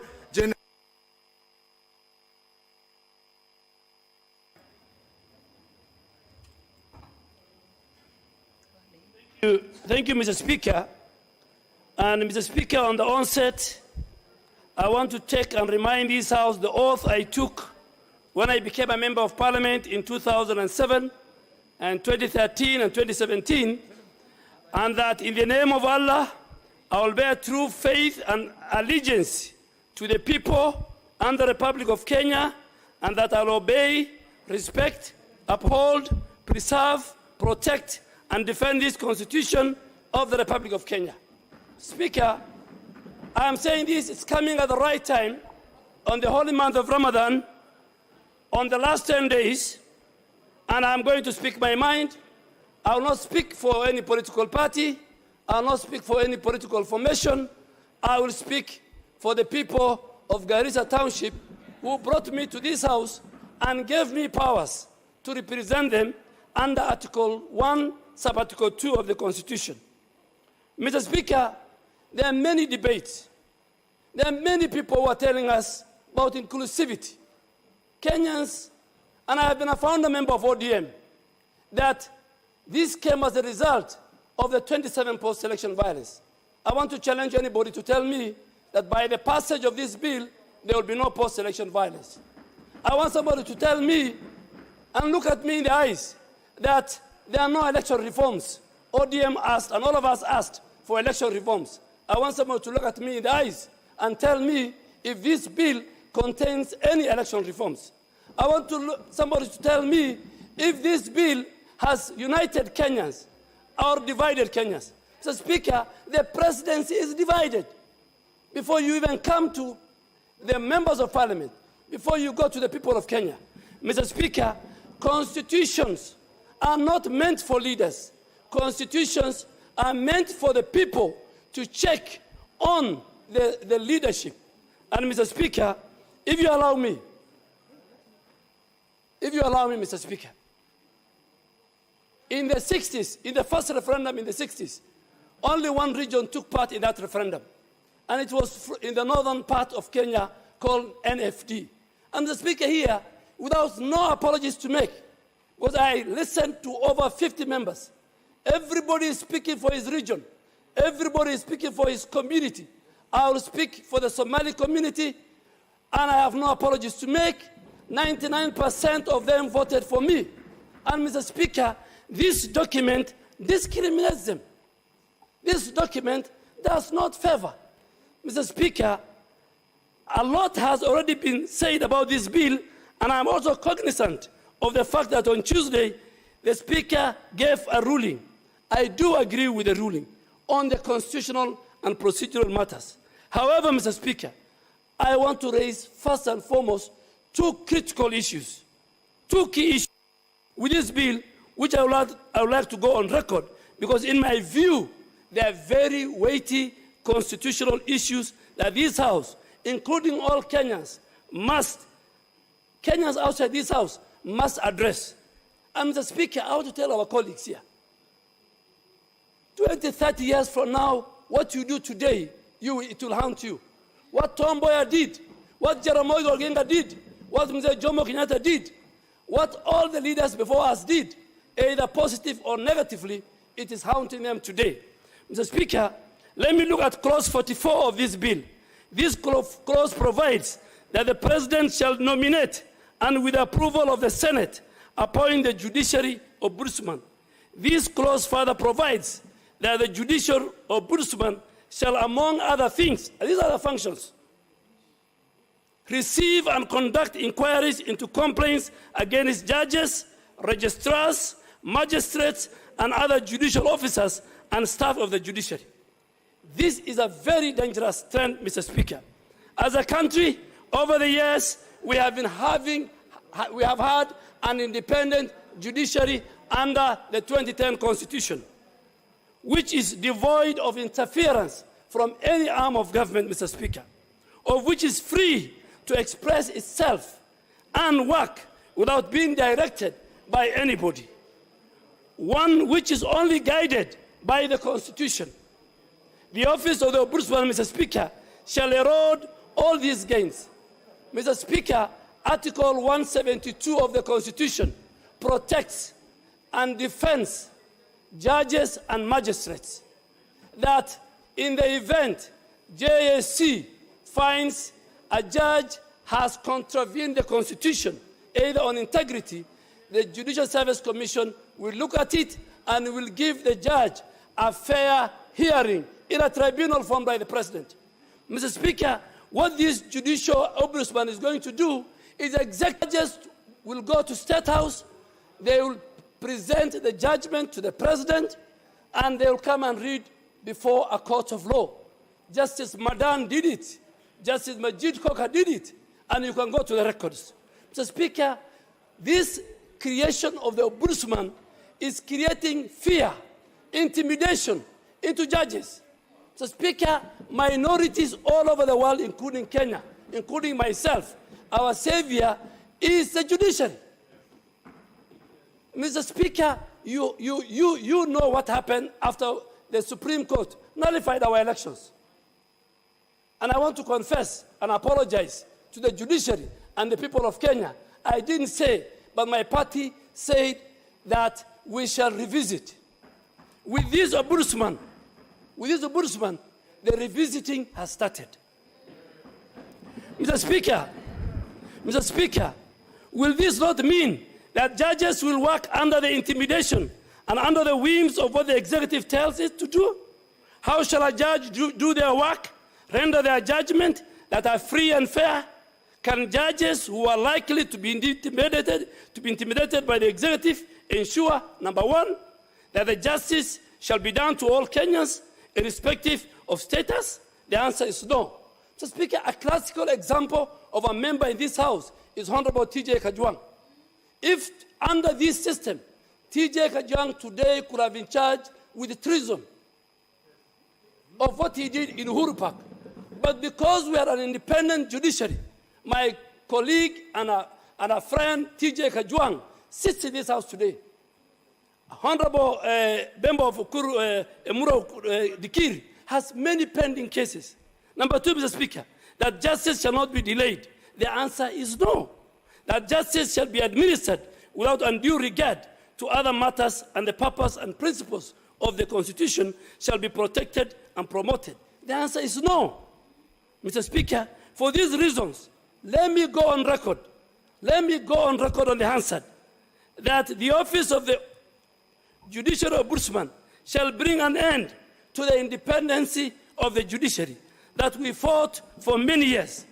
If this passes, Speaker, the issue of the second schedule, to which this bill is introducing additional 70 constituencies. Mr. Speaker, somebody should tell us why 19 counties should be left. Why should 19 counties be left? Kakamega has 12 constituencies. Kiambu has 12 MPs today. In this bill, Kiambu is getting over 13 constituencies. Kakamega is getting about 3. Compare what Legale did. Mr. Speaker, look at North Horr. North Horr is equivalent to the former Western, Central, and Nyanza constituency combined. Somebody is telling us North Horr does not deserve a constituency. Look at Ijara, where even the chairman of the BBI, the late Haji, comes from. Ijara is 25,000 square kilometers with over 300,000 population. Tell us what is wrong with Wajir South. Mr. Speaker, enough is said. Speaker, if you allow me, I will finish with a Chinese proverb. And I want the women of this House to respect me. I had no choice. I read a Chinese proverb, Mr. Speaker, and allow me just to quote that Chinese proverb. It is very important for this House to hear because the Chinese proverb is exactly going to tell us what we are doing. The Speaker, I read a book and a Chinese proverb, and I really want the ladies in the House to respect me, that you will only, we ask for consensus. The time is over. Time is over. Honorable Maore. Honorable Maore. No. No. No, the proverb is going to be yours. Honorable Maore, proceed. No. Well,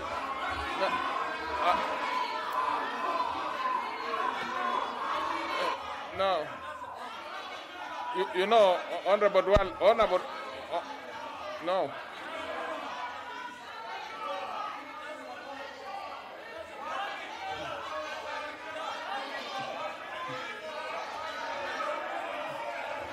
Anyway, just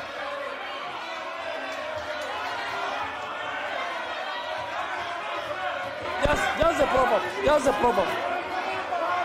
Just the proverb. Okay. Mr. Speaker, just a proverb.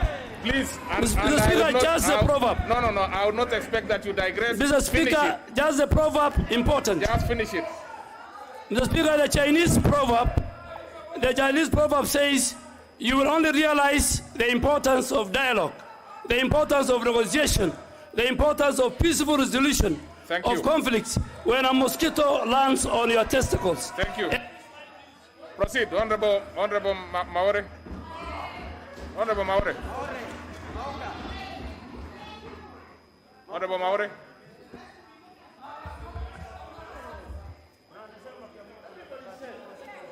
Mr. Speaker, I want to appreciate the moment to plead with the House that when we are given time and wanted to plead for an addition, it is a good idea. But, Mr. Speaker, very quickly, it is good to respond.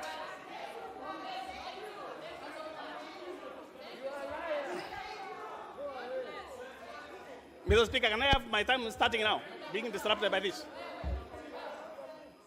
Thank you. Now, Mr. Speaker, the times that we are facing in this country are very, very unfortunate. Mr. Speaker, they are unfortunate to the effect that we have leaders who have chosen the path of lies, path of destruction of the country, a path of misleading, a path of conniving. Mr. Speaker, if you can recall about the handshake, if you can recall about the handshake, it came to cool down this country. It came to help this country. It came to save this country from itself. Mr. Speaker, the unfortunate debate is that a part of that government did not recognize the handshake as a way of healing the country, but saw the handshake as a way of being denied the power. Mr. Speaker, if you listen to the sentiments by members opposed to this bill, they are not opposing it on the basis of the content. They are basing it on the issue that they are being sidelined. They don't say by who and how. Mr. Speaker, the politics in this bill are the ones we are addressing.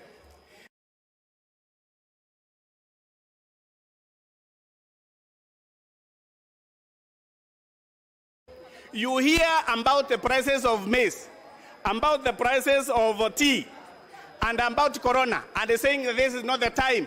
This is about the economy. Yes, Mr. Speaker, it's about the economy. The economy is being destroyed by corruption. The economy is being addressed in this BBI.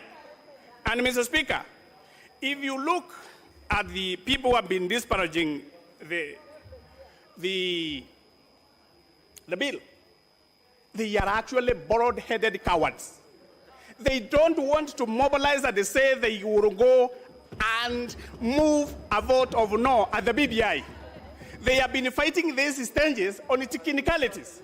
They have been sponsoring litigation. They have been moving days and they're saying they want to talk about what? After 5 members have talked about a bill, Mr. Speaker, anybody coming thereafter is just a repetition. So what we need to understand, Mr. Speaker, when we are moving our country, there are those who don't feel comfortable when the country is being run well. And for this reason, Mr. Speaker, when they are cowards and they don't want to vote a no, they don't want to hear even people who are proposing and talking sensible things. Mr. Speaker, I've heard somebody saying that every county should have been given a seat in the BBI. Mr. Speaker, if you follow that pattern, this is what is being cured in the BBI. The counties were given seats based on population, not tracts of land like the one in North Hall. That kind of lie coming out of here is going to poison the country. It is population of Kiambu. It is population of Nakuru. It is population of Nairobi. It is population of Meru to get 2 seats. Anybody who says that you are being denied a constitution, that's why you should fight the bill, don't be a liar as a leader. Look at the country and tell them the truth. Mr. Speaker, as I continue, when you say you don't remember about the ruling by the Speaker when he said that he gave direction, Mr. Speaker, a member of this House who was here, a nearly 2-hour ruling by the Speaker actually took most of our debate. And I would only want to raise a small point here. When we want to hear those who are advocating for tracts of land in the standard population, the BBI is very clear. They want to advocate for one man, one vote, one shilling.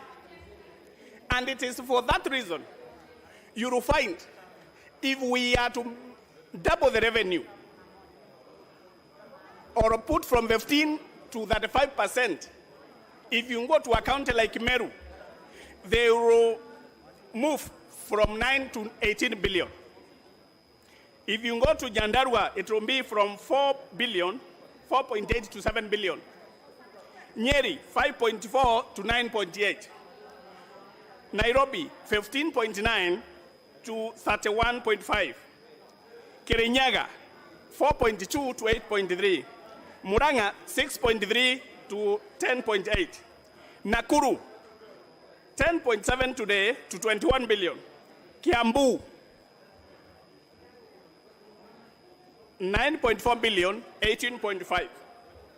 Mr. Speaker, if you are fighting BBI, you need to look at those people from those counties that I have mentioned and tell them this is what you are fighting. Smile at them, mock them, show them how your politics is very important. Mr. Speaker, those who say that you are not able to deliver 15%, you may have a problem in delivering that 5%, are just bald-headed liars again, Mr. Speaker. We are talking about the revenue collected in a specific year. That from this year onwards, if the BBI goes through, anybody, when you collect your revenue, you will be able to share that 5% to the devolved units, and whatever is left, you do at the national level. So let us not use propaganda. Let us not incite the people. And when you do it, be very honest. And as I've again said, the rebellion or the civil war has been within the Jubilee Party, specifically within our region of Mount Kenya. Mr. Speaker, when the president organized to talk to leaders on January 29th, the leaders from the same region sat down and they did, Mr. Speaker, exactly 11 pages of an insult after insult on every paragraph on the president.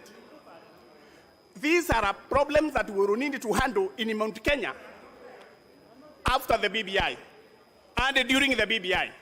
Mr. Speaker, we want to hear leaders standing and saying how brilliant they are by saving their people, not by seeking political possessions of our future government when they are discrediting and disparaging the current government, which they should be able to deliver the promises they got in this 2017 to 2022, not about a government that is coming in 2023. Put a covenant, let it be in writing. It is now written in BBI, not written in some game reserves where the lions are roaring and you are being scared like children. Thank you, Mr. Speaker.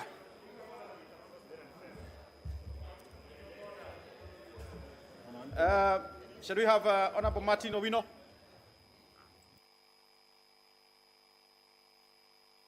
Sorry. Thank you, Mr. Speaker. First of all, allow me to thank God for the gift of life, that today I can stand here to debate on this important amendment bill. Also, I want to thank God for the two statesmen, President Uhuru Kenyatta and my party leader, Prime Minister Raila Amolo Odinga, who have committed themselves and resolved to make this country become and remain productive and prosperous. Mr. Speaker, a word of wisdom has it that you cannot solve a problem if you don't understand it. And this is what we are going through here in this House. Mr. Speaker, we cannot allow Kenyans to kill themselves every election through bullets, machetes, you name it, and maim themselves. Some are displaced, some are suffering PTSD after years because of election. This amendment bill is trying to correct this so that we can remain peaceful even after election. Mr. Speaker, freedom of association is in the Constitution. But I can remember vividly after the election when my party leader wanted to address the concerned members. Mr. Speaker, we went to another field in Eastlands, only to find out that the whole field was pasted by feces, human waste. And you wonder when that became a security tool. The second point, Mr. Speaker, because people have labored on so many, is that accountability, when members will be taken from this House, accountability does not really refer to them being called like we call the ministers now. Mr. Speaker, the first employers of every MP in this House are the constituents. And I can remember, Mr. Speaker, during Moi's time, there was a very famous 1 o'clock. You can either be fired there or be announced to be in.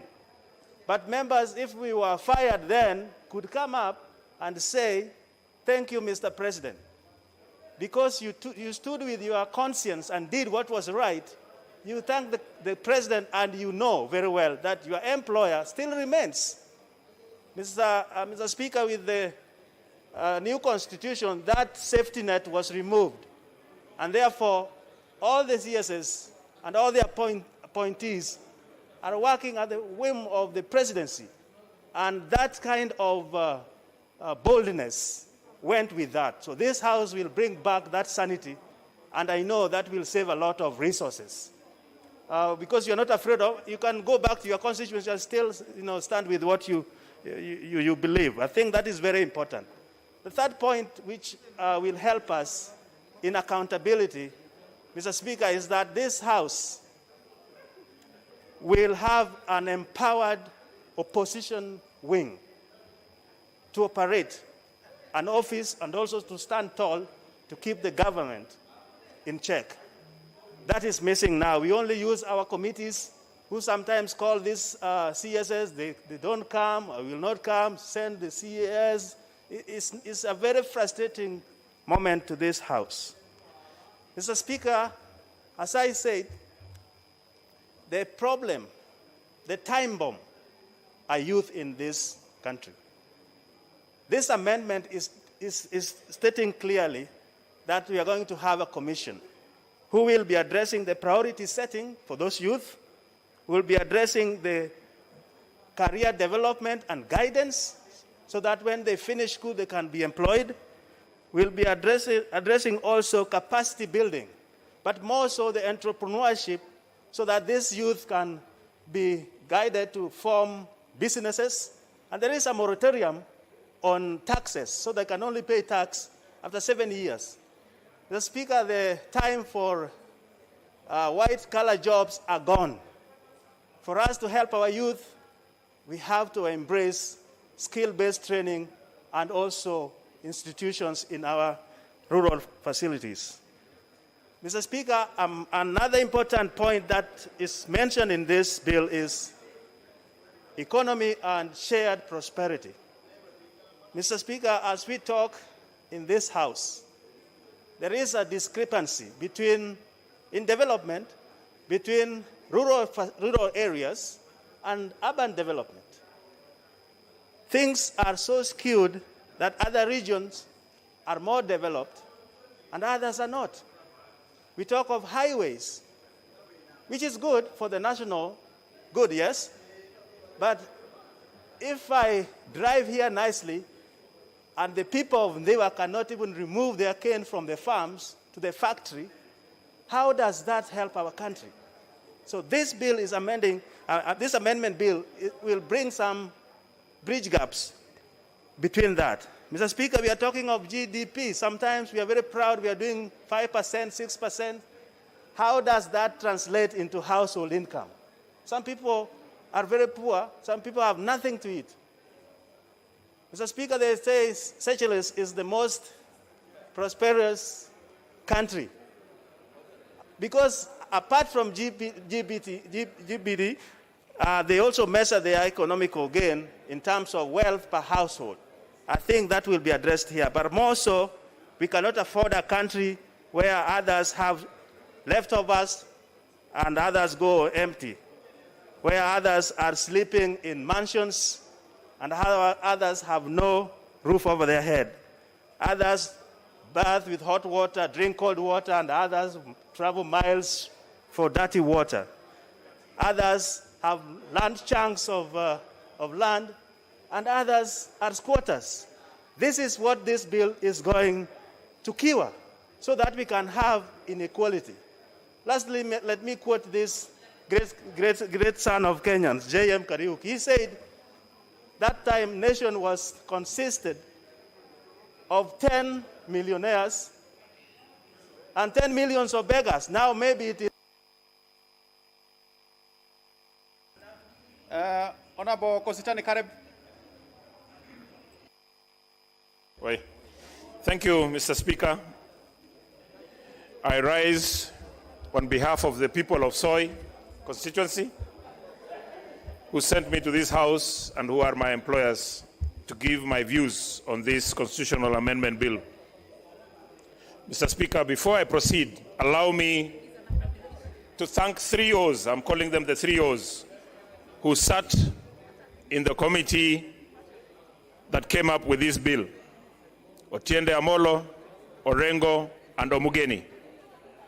I congratulate them because they were appointed in that committee based on merit, and unfortunately, because they stood by the truth and they stood by the law which they are so schooled and understand, one of them has been removed from a parliamentary committee.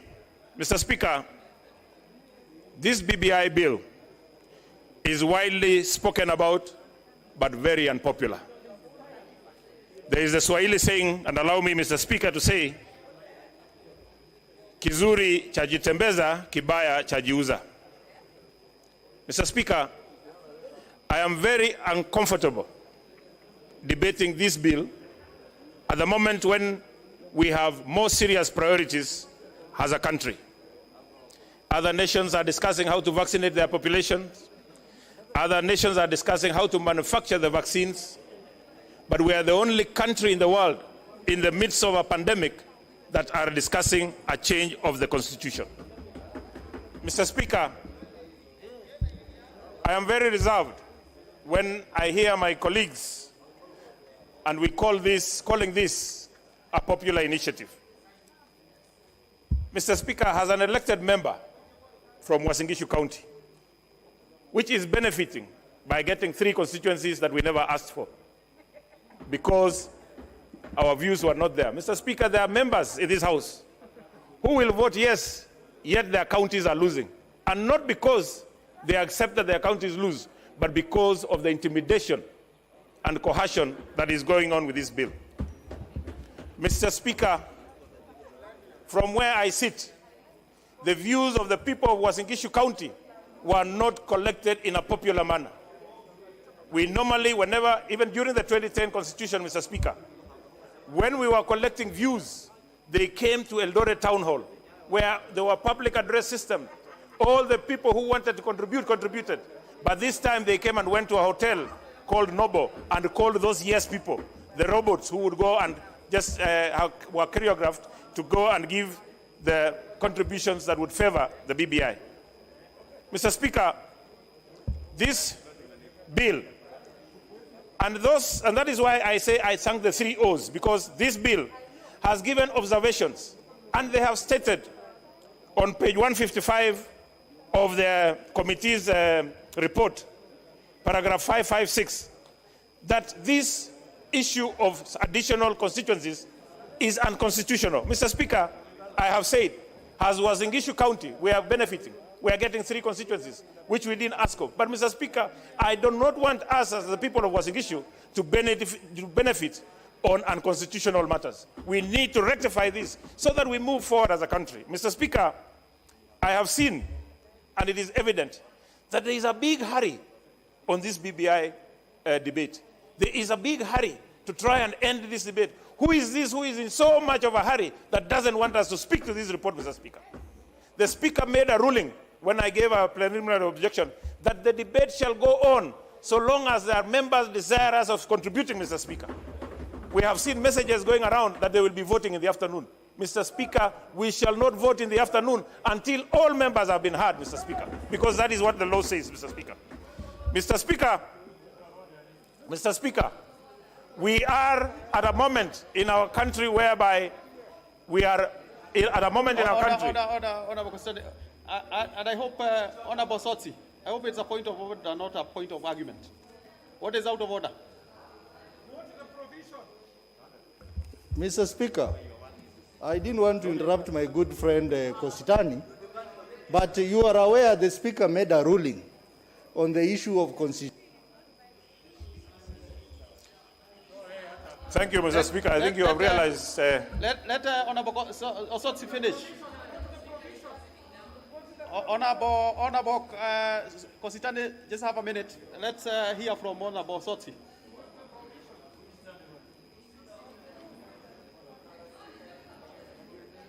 Give Honorable Osotsi the mic.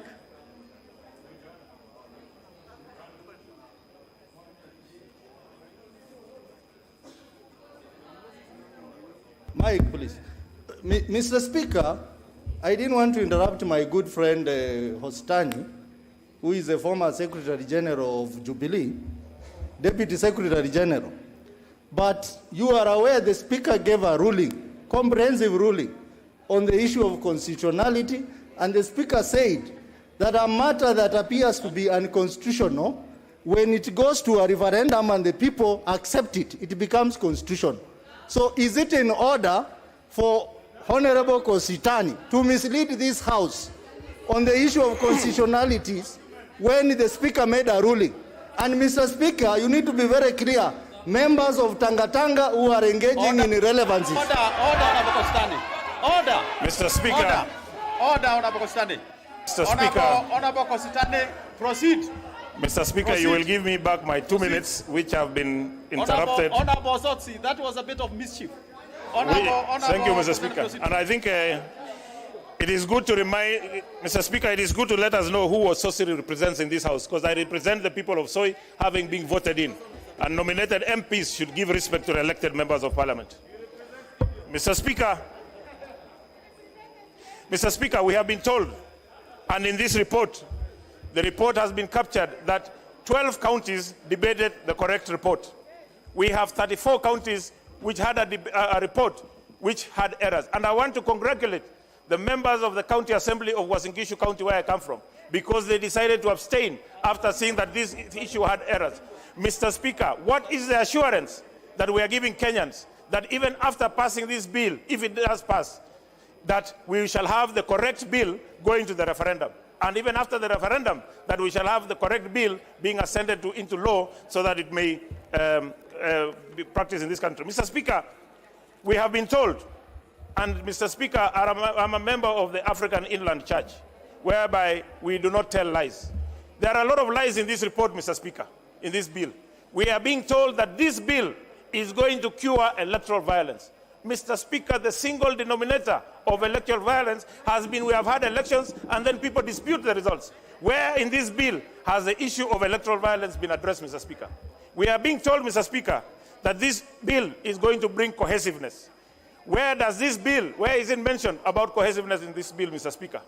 We are being told, Mr. Speaker, that this bill is going to give us prosperity. Mr. Speaker, at the state of our economy, how will we prosper when we are going to be spending 14 billion for this referendum, when we should have put that 14 billion in agriculture, for example, Mr. Speaker, or other functions that will help our youth, Mr. Speaker?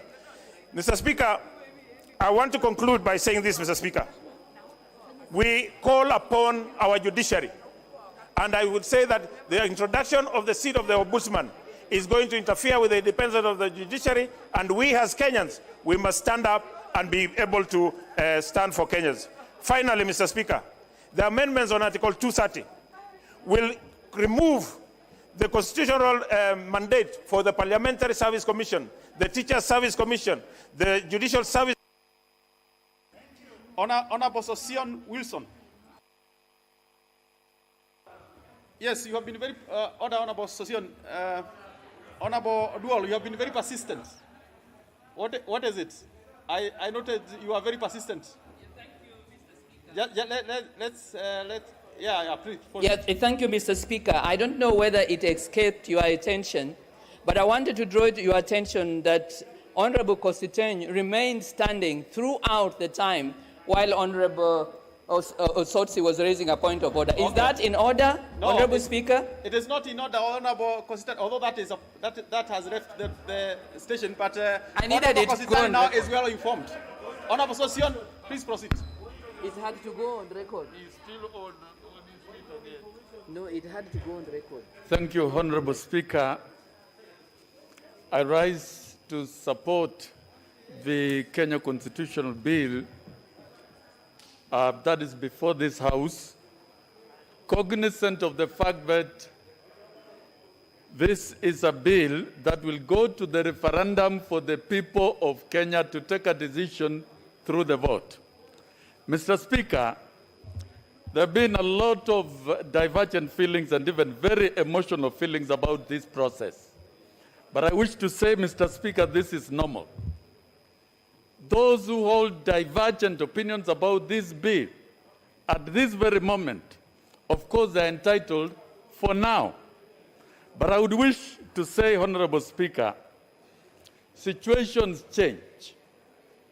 And some of the hard positions we take at the moment, we will realize in the long run that really they were not the right ones at that time. And therefore, in looking at this bill, it is important to appreciate the origin of this bill. The origin of this bill is the numerous circles of elections that have been accompanied by violence. And Honorable Speaker, I'm speaking here on behalf of the workforce of this country, the working men and women who are often and every now and again affected by election violence. Mr. Speaker, from 1992, the ethnic clashes, it is still fresh in the minds of all of us and in the minds of voters in every election period. The violence of 97, but in 2002, Honorable Speaker, there was a result by Kenyans, and Kenyans were voted globally as the most optimistic citizens because of the obtaining situation at that time of coming up with a political coalition. In 2007, Honorable Speaker, we lost it, and we have kept losing it. And therefore, Honorable Speaker, the import of this bill with the issues that are identified, the 9 of them, should not raise a lot of emotion, but we should give Kenyans a chance to take a decision on this. Ethnic antagonism and competition, nepotism, of course, has been practiced by previous governments, probably out of fear. And it is our belief that probably allowing this bill to go through will make a difference. Honorable Speaker, I remember in 2002, the current president, Uhuru Kenyatta, while a candidate of KANU, said very clearly that this country shall not offer free education. That was a position. But the presidential candidate of the National Coalition promised free education. And indeed, eventually, currently in 2021, Uhuru Kenyatta, the president, is a passionate supporter of free public education. So situations change. And where we are at the moment, looking at the constitutional claim of the citizens of this country and democratization of this country, we should not be, as a parliament, an impediment to this process. But we should allow the process to proceed to the next stage. Mr. Speaker, as a workforce, we have been part and parcel of struggling for democratic governance in this country. And even in 2017, it was our earnest desire that there be a government of a framework of a government of national unity prior to election.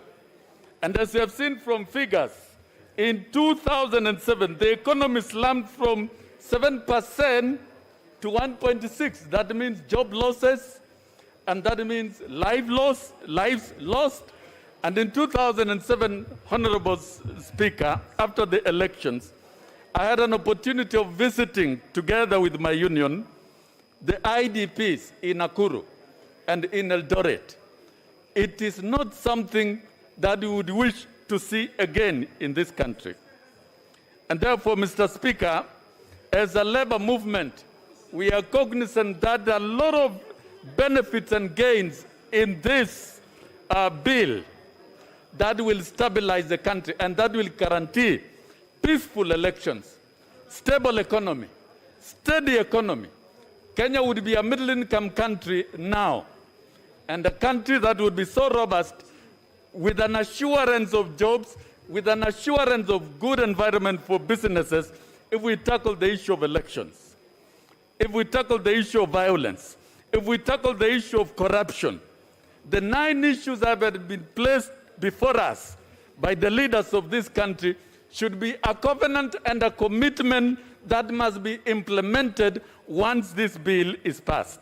Honorable Speaker, even as we support this, because we look at the greater gains, we know, one, as a workforce, we might be losing our voice in the Salaries and Remuneration Commission. And the infrastructure of SRC in the envisaged bill should not take away the voice of workers. Whoever will be the President of the Republic should ensure that the representation of workers in the SRC is sustained.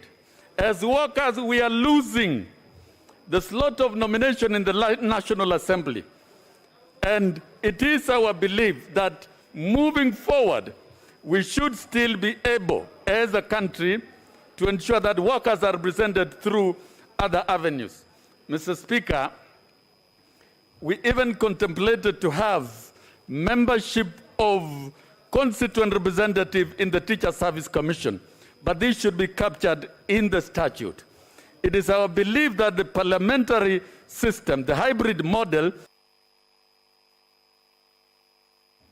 Honorable Kingala Macau, please.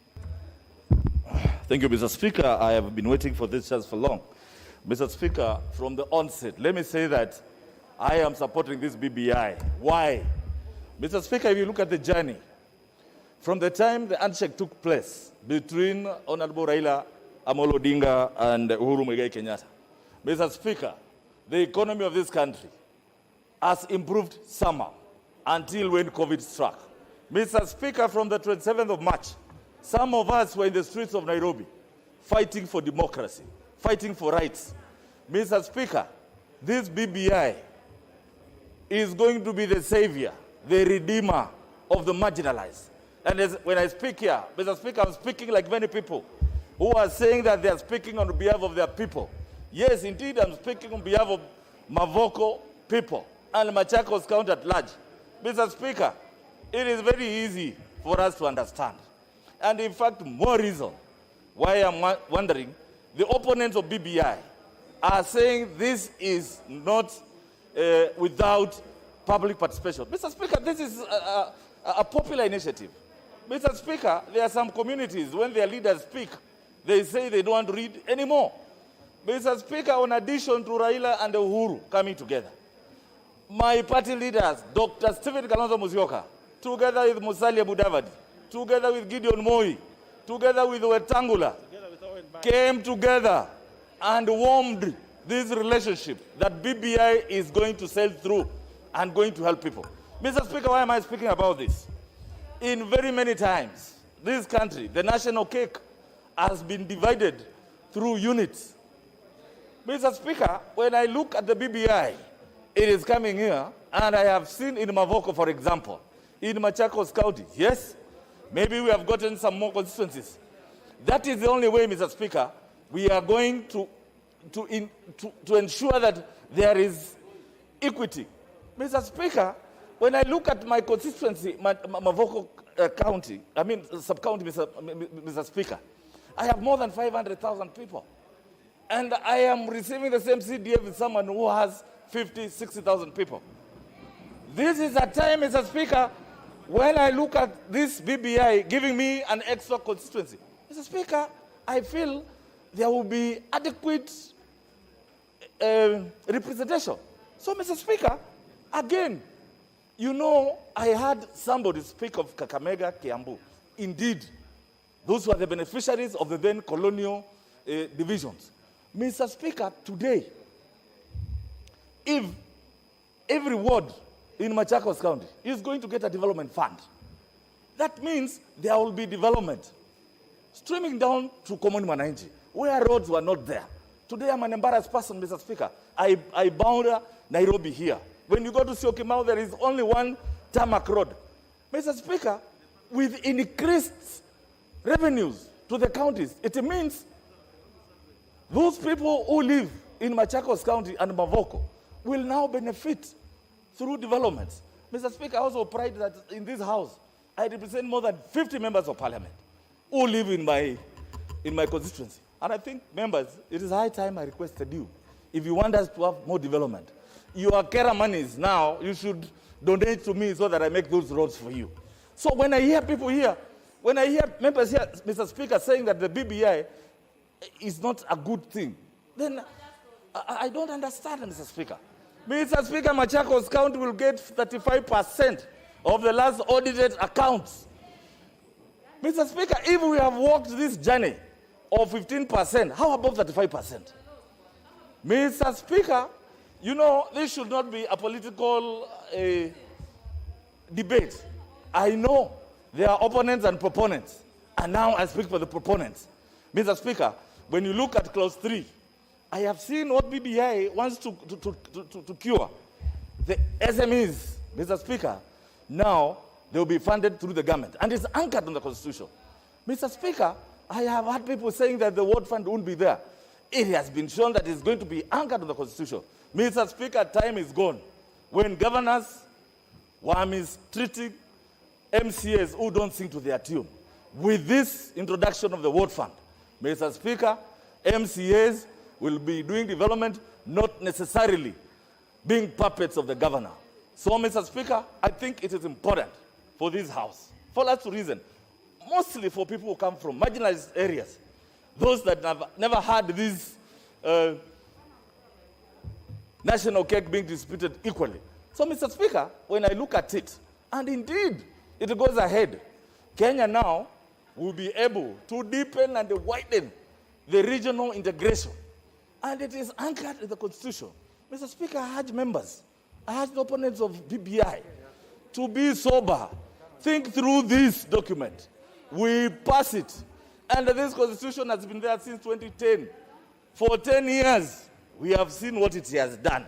Mr. Speaker, most cases in our courts have been there for 10 years. So when I hear there is no independence of judiciary because the president is going to introduce an ombudsman who is going to check the judges of this country, Mr. Speaker, even them, they need to be checked the way we are checked here as members of Parliament. Mr. Speaker, we cannot give so much freedom just because someone is a judge. There must be a reason. Finally, Mr. Speaker, now BBI seeks to make members of Parliament serve in the cabinet. Mr. Speaker, that means service delivery to Mwananchi will be very thorough because we will be dressing them down in this House. And Mr. Speaker, efficiency will increase. It will not be like what is happening today, Mr. Speaker. I know each and every member here are skewed in a CS's office, and they have no regard for you.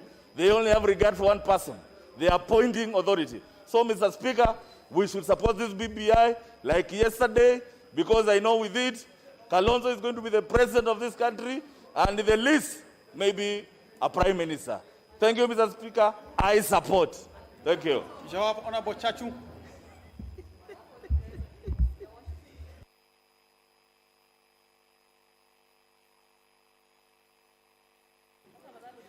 Thank you, Mr. Speaker.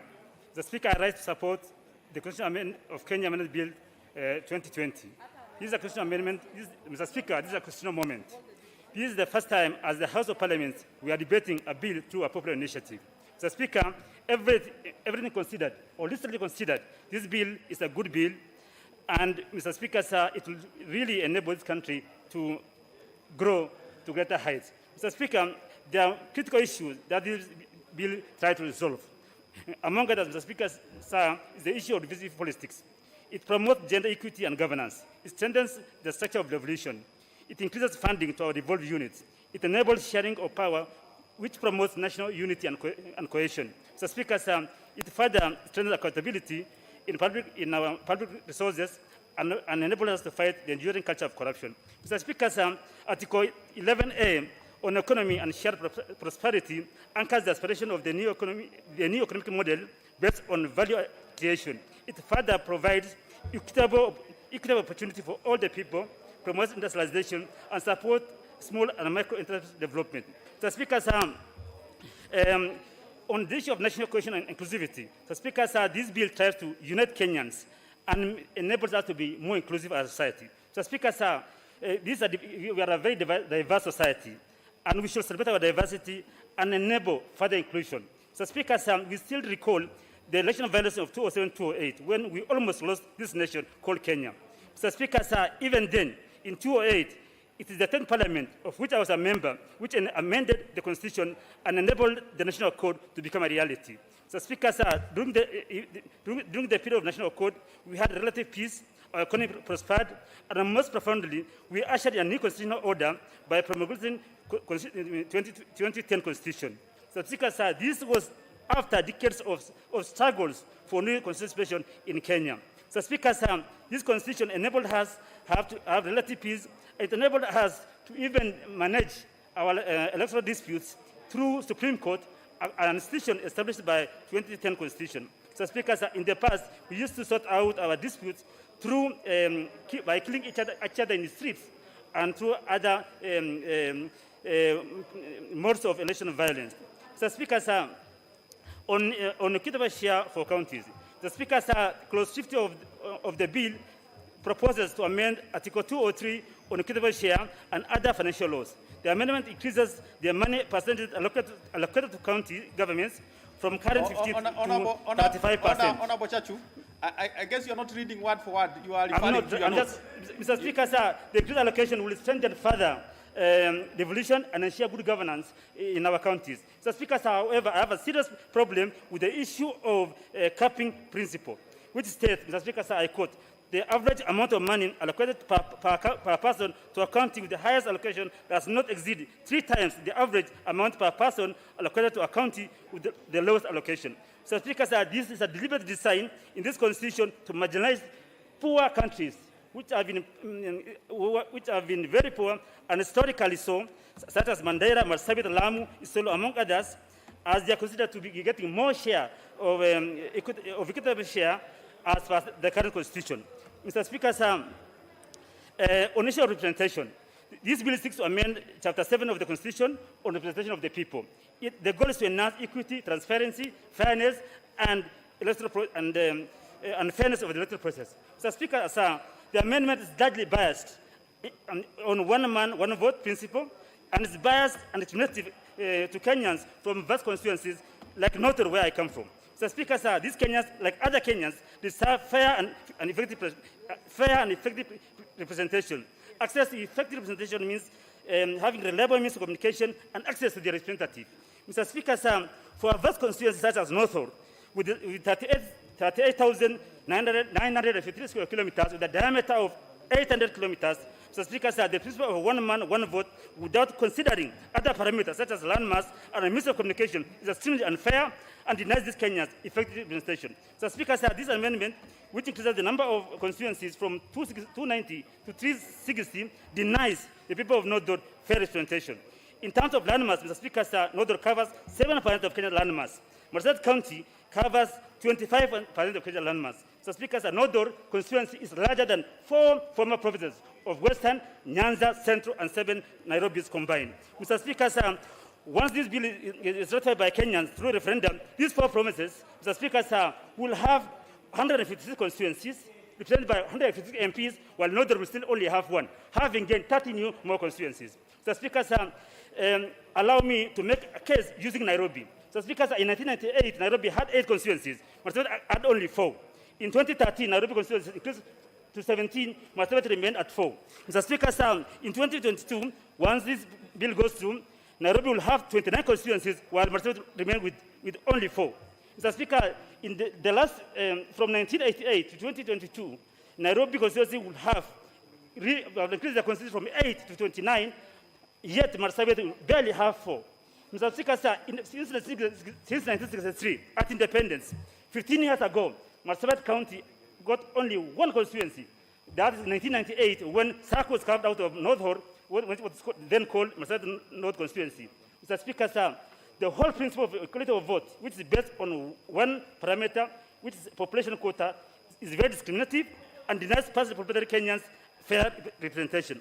Mr. Speaker, sir, Article 89 of the current Constitution and the bill and BBI are very serious reservations. Mr. Speaker, sir, this necessitated me in 10th Parliament, as a member of the Constitutional Review Committee of this House in 10th Parliament, to seek for, to demand for article for self-determination, which were negotiated, which I was not able to realize. However, Mr. Speaker, sir, Kenyans from these areas, if we keep denying them the effective representation, will one day demand for that. And that's the time, Mr. Speaker, sir, serious crisis will come. Mr. Speaker, sir, Kenyans from those areas, like the Basa Wabera and others, have fought for this country.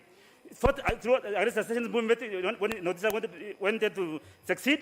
But Mr. Speaker, sir, they even lost their lives. That's what we call Wabera Street here in Nairobi. That's a Your Honorable Chachu, your space is gone. Now, the next person is Honorable Patrick Wainaina. But before you, I will take the discretion to give Honorable Danita to speak before you. Honorable Danita, please.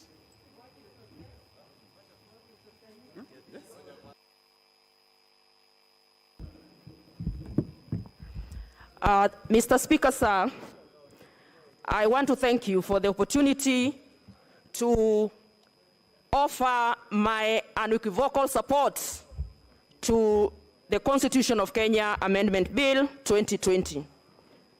Mr. Speaker, I speak and I support this bill, Mr. Speaker, because it is a bill that has the best interests of this country, Mr. Speaker. It is a bill for the common wananchi, Mr. Speaker. Mr. Speaker, it is a bill that seeks to look at marginalized persons, Mr. Speaker, to ensure that when we are talking, Mr. Speaker, about shared prosperity, Mr. Speaker, communities and people, Mr. Speaker, that have traditionally, Mr. Speaker, been left behind are on board. Mr. Speaker, it is a bill for us as members of parliament. It is a bill for Kenya, Mr. Speaker, and it is a bill for our children's children, Mr. Speaker. So, Mr. Speaker, this is not a bill that is a bill for people who are selfish, Mr. Speaker, and I want to ask my colleagues, especially my colleagues who are opposing, Mr. Speaker, to support this bill because, Mr. Speaker, it speaks for Kenya. Mr. Speaker, there's nothing as good as a bill that, Mr. Speaker, even long after we are gone from this parliament, Mr. Speaker, we will say we tried to put strategies, Mr. Speaker, to help our people. Mr. Speaker, sir, the BBI bill, Mr. Speaker, has been propelled, Mr. Speaker, by the President and by the Right Honorable Raila Odinga. Mr. Speaker, the reason so many of us, and especially so many of us women, are seated in this house today, Mr. Speaker, is because of the efforts of Raila Odinga. Mr. Speaker, women representatives in this house, women representatives and nominated members, especially also in this house, Mr. Speaker, are the efforts of Raila Odinga, who created, Mr. Speaker, and brought about the issue of having affirmative action, Mr. Speaker.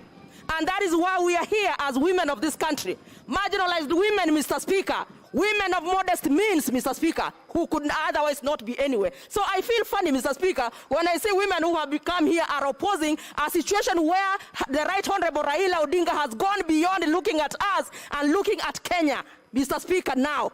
Because BBI seeks now to look at other people. It is not about parliament itself. It is about resources, machinani. It is about resources going to mashinani, Mr. Speaker, so that our ward representatives, Mr. Speaker, right in the middle of our village, Mr. Speaker, can get an allocation that they can use to develop the ward, to develop a hospital, to develop a dispensary, to create a borehole, Mr. Speaker, to provide water for our people. Mr. Speaker, it is about the common mwananchi. And I want to ask members to not look at members of parliament as a house. We have to look at where the majority of Kenyans live, mashinani, Mr. Speaker. Mr. Speaker, sir, when the bill proposes to create a ward development fund in mashinani, Mr. Speaker, in a ward, what members and people should be talking about now is how to strengthen the ward representatives, so that this ward rep, Mr. Speaker, who is the president of a ward, can be able to actually ensure that the over 20 million allocation that he's going to get every year, he's going to develop his ward. Because, Mr. Speaker, the spirit of devolution is to develop mashinani. Mr. Speaker, sir, 5% of the allocation that goes to counties are going to the ward reps. Mr. Speaker, sir, BBI seeks to strengthen our counties. Mr. Speaker, sir, 35% allocation into counties, Mr. Speaker, is going to ensure that, Mr. Speaker, we have our women taken care of. Mr. Speaker, sir, healthcare is an issue. Healthcare is devolved, Mr. Speaker. Mr. Speaker, I am a strong proponent in this House, Mr. Speaker, that whenever a woman carries a pregnancy, Mr. Speaker, to term, there must be a healthy child that is delivered, Mr. Speaker. And that is what we must be talking about, Mr. Speaker. Ward Development Fund, Mr. Speaker, for the first time, members of parliament must appreciate, and they are going to appreciate that the CDF, Mr. Speaker, has been entrenched by this BBI. Mr. Speaker, sir, many of us went to school through CDF. Many of us have been educated, and we sit in this House, Mr. Speaker, through the bursary allocation under CDF, Mr. Speaker. Why on earth would I not support BBI, Mr. Speaker, so that many other children become like me in this House, Mr. Speaker? Mr. Speaker, sir, it is a historical bill, Mr. Speaker. And whenever we are talking about a situation like this, Mr. Speaker, that is going to help Kenyans in this country, Mr. Speaker, we should not think that BBI is for Raila Odinga or BBI is for Uhuru Kenyatta. BBI is for Kenya, Mr. Speaker. And, Mr. Speaker, it is because when the proponents brought the issue of BBI, Mr. Speaker, to bring equality, Mr. Speaker, in this country, there are people here who are not supporting this idea from day one. They are the same people, Mr. Speaker, who are making it very difficult, Mr. Speaker, to support this BBI. Mr. Speaker, sir, I want to ask on behalf of the people of Migori, because I come from Migori, Mr. Speaker, to support this BBI. Mr. Speaker, sir, I appeared before the BBI National Task Force, Mr. Speaker, in Nairobi, on behalf of, first of all, persons with disabilities, and on behalf of the people of Kuria community where I come from, Mr. Speaker. And we presented our views, Mr. Speaker. And, Mr. Speaker, although they were not completely captured, Mr. Speaker, I am happy that persons with disabilities, Mr. Speaker, for the first time are going to be represented in this House by 4 members of the National Assembly, an increase from the 2 that we have in the National Assembly now. Mr. Speaker, the issues of the Kenya Sign Language, the issues of implementing the Persons with Disabilities Act, Mr. Speaker, must ensure that persons with disabilities are included. Mr. Speaker, we cannot talk about inclusivity in this country without persons with disabilities. Mr. Speaker, inclusivity is not just about a gender or about a tribe. We must look at the various diversities that are inclusivity. Mr. Speaker, sir, I wish to support and I wish to thank the opportunity, Mr. Speaker, to say that we have a lot to gain as women of this country. We have a lot to gain as youth through the Youth Commission, Mr. Speaker. We have a lot to gain, Mr. Speaker, in this country, so that persons with disabilities, so that our people and our youth, Mr. Speaker, are able to benefit. Mr. Speaker, with those few remarks, allow me, Mr. Speaker, to say that the issue of gender has been elusive. Mr. Speaker, gender is going to be addressed in this bill, Mr. Speaker. And we're not now going to be crying. Honorable Django Patrick Wainaina. Thank you, Mr. Speaker, for giving me this chance. I rise to support Constitutional Amendment, Bill number 2020.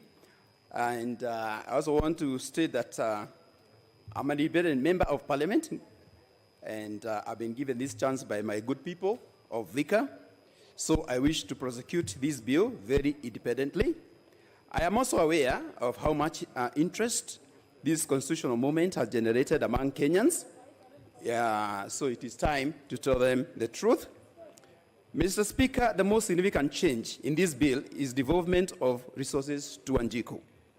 Mr. Speaker, what NG CDF did to schools and security, Ward Fund will impact grassroots economy many times over. A serious game changer. Right now, an MCA cannot even repair a road in his village if he does not bow to the governor. Last weekend, we were treated to some drama, a whole DG in Kirinyaga repairing his village road using fork djembe. With Ward Fund allocation, this will give our MCAs a voice, ability to live according to their calling. The fact that the county allocation increases to 35% is a great step towards strengthening devolution. In the past, we have had national government losing 2 billion daily through insider theft, and not to say that county chiefs are any better, not by what we read from Auditor General reports, but I believe Wanjiku will have better oversight of her resources when they are brought closer to her. But I dare add, any governor who uses the kitty prudently will in turn turn his county,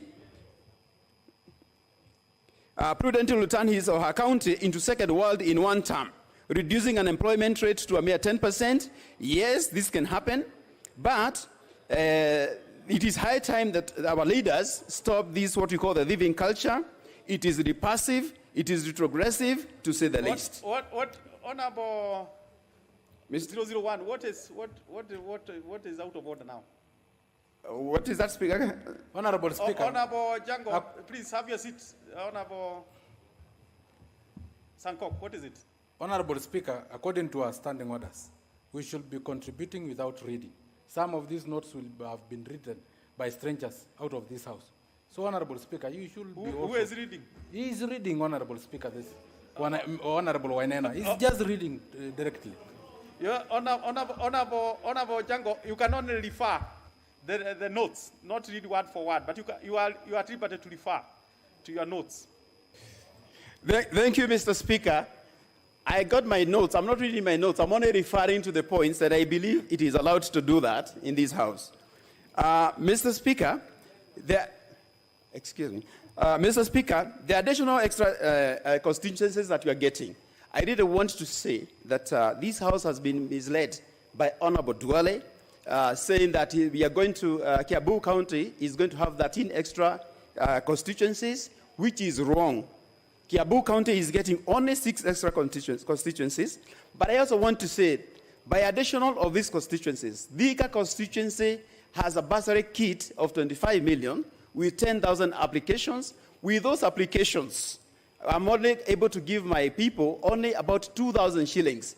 And I know in this House, there are some constituencies that are giving their students anywhere to the tune of 50,000 to 100,000 per student.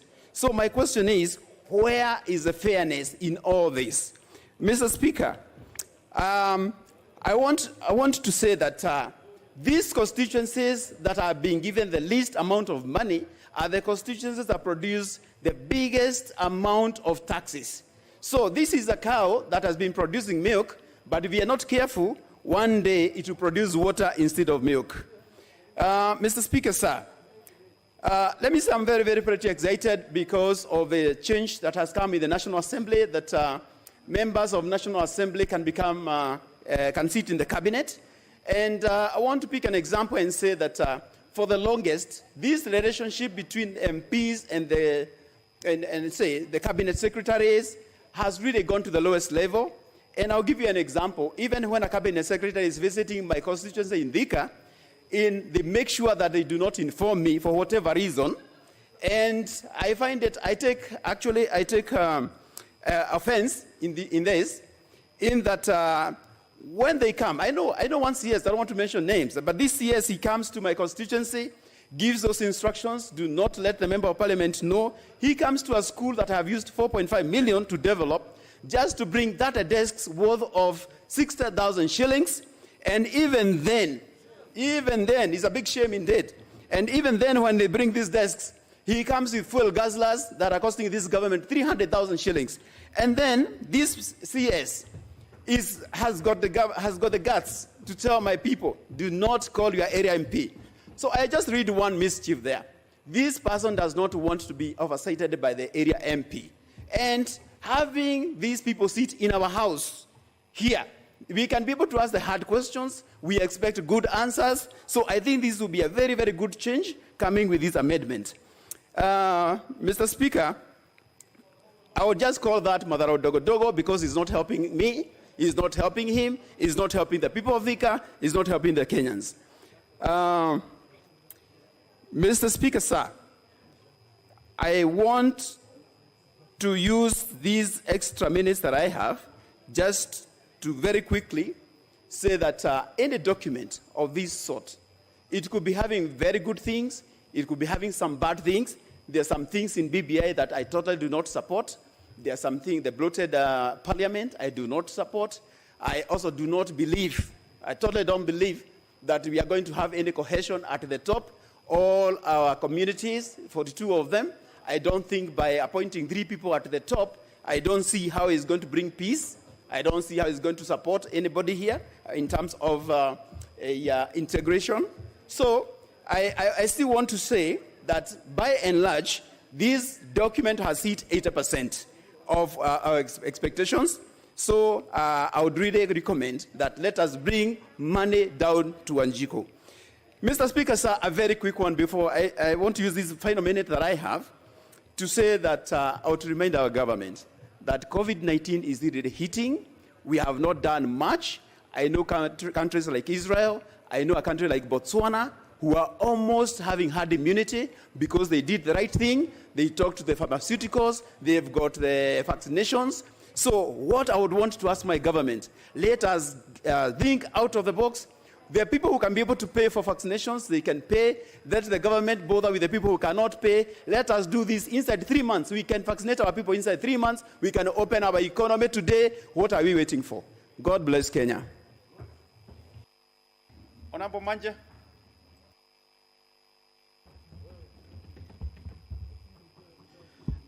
Thank you, Mr. Speaker, for giving this chance to support this amendment.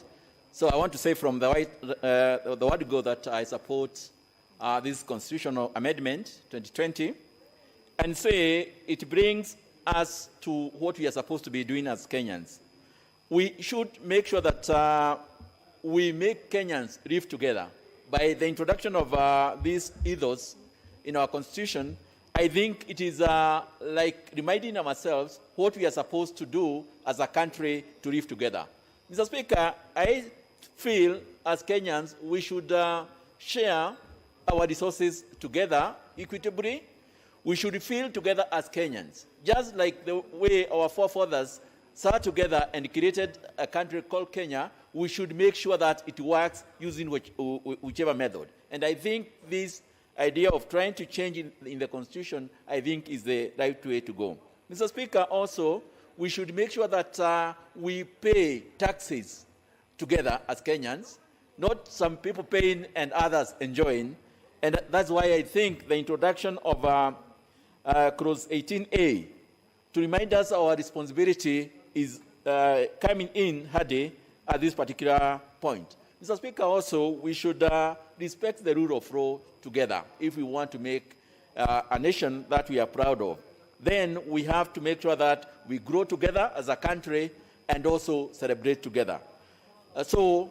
In saying, this article, Clause 11A, I think is very appropriate on economy and shared prosperity, that tries to make sure that the economy of this country is properly anchored, and also what is realized is properly distributed. Mr. Speaker, sir, I want also to comment on the amendment of Article 89A, where the number of constituencies are added from 290 to 360. I think I support this point because of, I think, 3-4 issues. One, there will be that equitable representation of Kenyans in various areas. I think the formula that was used, and it was explained in the House, the drafters took the population of the country, 47 million, 47.6 million, divide by 360 to get approximately 133,000 per every constituency. And those who are talking of the were not added constituency here and there, they should use that formula and check whether it is working. Because I have tried it in our county, in other several counties, and I've realized if you divide the number of population and you divide by 360, you'll find roughly the constituencies will have about equal representation in this country. This is a very scientific way which I think will solve the problem of getting constituencies along political idea the way we have been doing in this particular country. Mr. Speaker, also, it will enable us to equitably distribute resources, for example, through CDF and World Fund, if representation is okay. Where I think I differ on that one is where we don't know why we do, for example, census in this country when it comes to movement of constituencies. I tend to think one of the objectives of census, like the census that we had in 2019, is to assess the spatial distribution of Kenyans. And you'll find that it also captures the urbanization, how people migrate from the rural areas to the urban areas. And I tend to think in this particular constituency, we could not have protected some constituencies. I know there's about 12 counties that have constituencies that were protected, like Taita Taveta, Lamu, Nyeri, etc. I tend to think while we are adding constituencies, we should rule some counties should be losing constituencies. We should have a fixed number, and this number should now be 360, which should be our electoral numbers in this particular country. In other words, I'm saying if, for example, people move from Nairobi to Kitengela, Kajiado earns one constituency and Nairobi loses one constituency, that way we are going to have a fixed number of members of parliament in this parliament. Just the way USA, our elder brother, does in the United States. There is always some counties, some states that loses seats. For example, their last year census. I think states like Texas gained 2, Colorado, Florida, Montana, North Carolina lost, gained also 1 constituency, while states like Illinois, California, Michigan lost 1 seat each because of the population migration. We believe there will always be growth and also dynamics which will make people move from one area to another. So in the future, we should make sure that these constituencies remain 360 and the movement will make some counties lose constituencies while others gain constituency. Mr. Speaker, also I want to mention about devolution and say I support the amendment of Article 203 to increase the number, the amount of fund going to the constituency from 15 to 35, and also anchoring CDF in the constitution and also ward fund. By doing that, I think it will enable us have resources on the ground. And also the use of formula, making sure that all Kenyans, wherever they are, no Kenyan will get more than 3 times another Kenyan in another county. So that is a support that I want to say. And also say we have a country that we have to make sure that we develop, and let us join hands Kenyans to support this document so that we can have a good country. I support the document. Honorable Getawa Irimo. Honorable Jango, you must give space to Honorable Wairimu to contribute.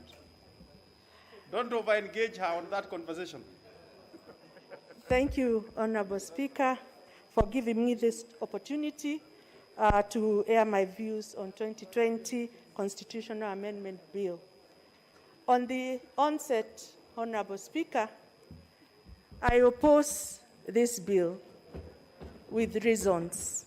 Number one, although we were told that this bill is a popular initiative, my people in Nyandarua were not involved whatsoever, and they have not even seen the whole document up to now. So there is nothing, no way we can support something that we have not seen. Number two, this amendment, according to the BBI proponents, is to resolve the winner takes it all election system. To me, this is not convincing enough, because in an election, we must have a winner and a loser. But we know the problem that we have been having in this country. There are some people who never accept results. We have also been told that different county assemblies received different BBI reports. Furthermore, the report that was sent to the Senate and the one that we have here is also different. And my question is, what document are we going to take to Wajiko for referendum? That's a question that I have. Honorable Speaker, politics is local. For me, in Nyandarua, we have nothing to celebrate in this BBI. We've been told that members were consulted in creation of constituencies. We were never consulted. And let me tell you, for the people of Nyandarua to listen to what BBI has, we demand for a constituency. That is why I cannot support this bill. I have a problem with that. My other issue is moving the county MPs from the National Assembly to the Senate. Our position has a social responsibility that has a kitty. If we are moved to the Senate, the responsibilities differ. So that means there will be no one to look at the less vulnerables in this country. Who will look at the orphans? Who will look at after the orphans, the vulnerables, the PWDs? This is the responsibility of the women representatives. For me, I can never support something that is removing me from this position. Honorable Speaker, my other concern is that when this country, we are in crisis in this country. We have a pandemic in this country. And we have chosen to give a deaf ear to the suffering of the Kenyans and instead concentrate on issues that can wait until the pandemic is behind us. Honorable Speaker, the third wave in this pandemic is so fierce that we are looking at our people so helplessly. People are dying. Our hospitals are full. And here we are talking about constitutional change. I am so sure that we can stop this business and think about the welfare of our people. I'm sure we will have tomorrow to discuss BBI constitutional amendment. In addition, the government promised that we will have vaccines accessible to all Kenyans. Up to now, we don't have vaccines. We want to see booths distributed all over Kenya where people can walk in and get vaccinated. Honorable Speaker, the schools are opening next week. We should be thinking of how teachers are going to get vaccinated. This is an emergency for us, and we should be thinking of how we are going to save lives. Honorable Speaker,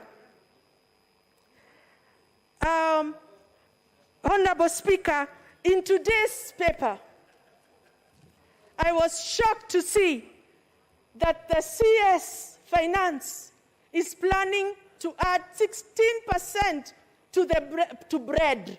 Can you imagine this? We are pushing our people to poverty. If the bread go up, the cost of living will be so high. And let me tell you, our people are suffering. We should think of them. In addition, the president said that all pending bills should be paid to all the suppliers and contractors. Up to now, 7 years down the line, they have not been paid. Some have died. Others have been auctioned. These are the things that we should be thinking about as a country. We are in crisis. We should not think of changing constitution when our people are dying. Thank you. I strongly oppose these amendments. Honorable Olwach Tom. Information to who? Honorable. Yeah, she's done. Honorable Olwach.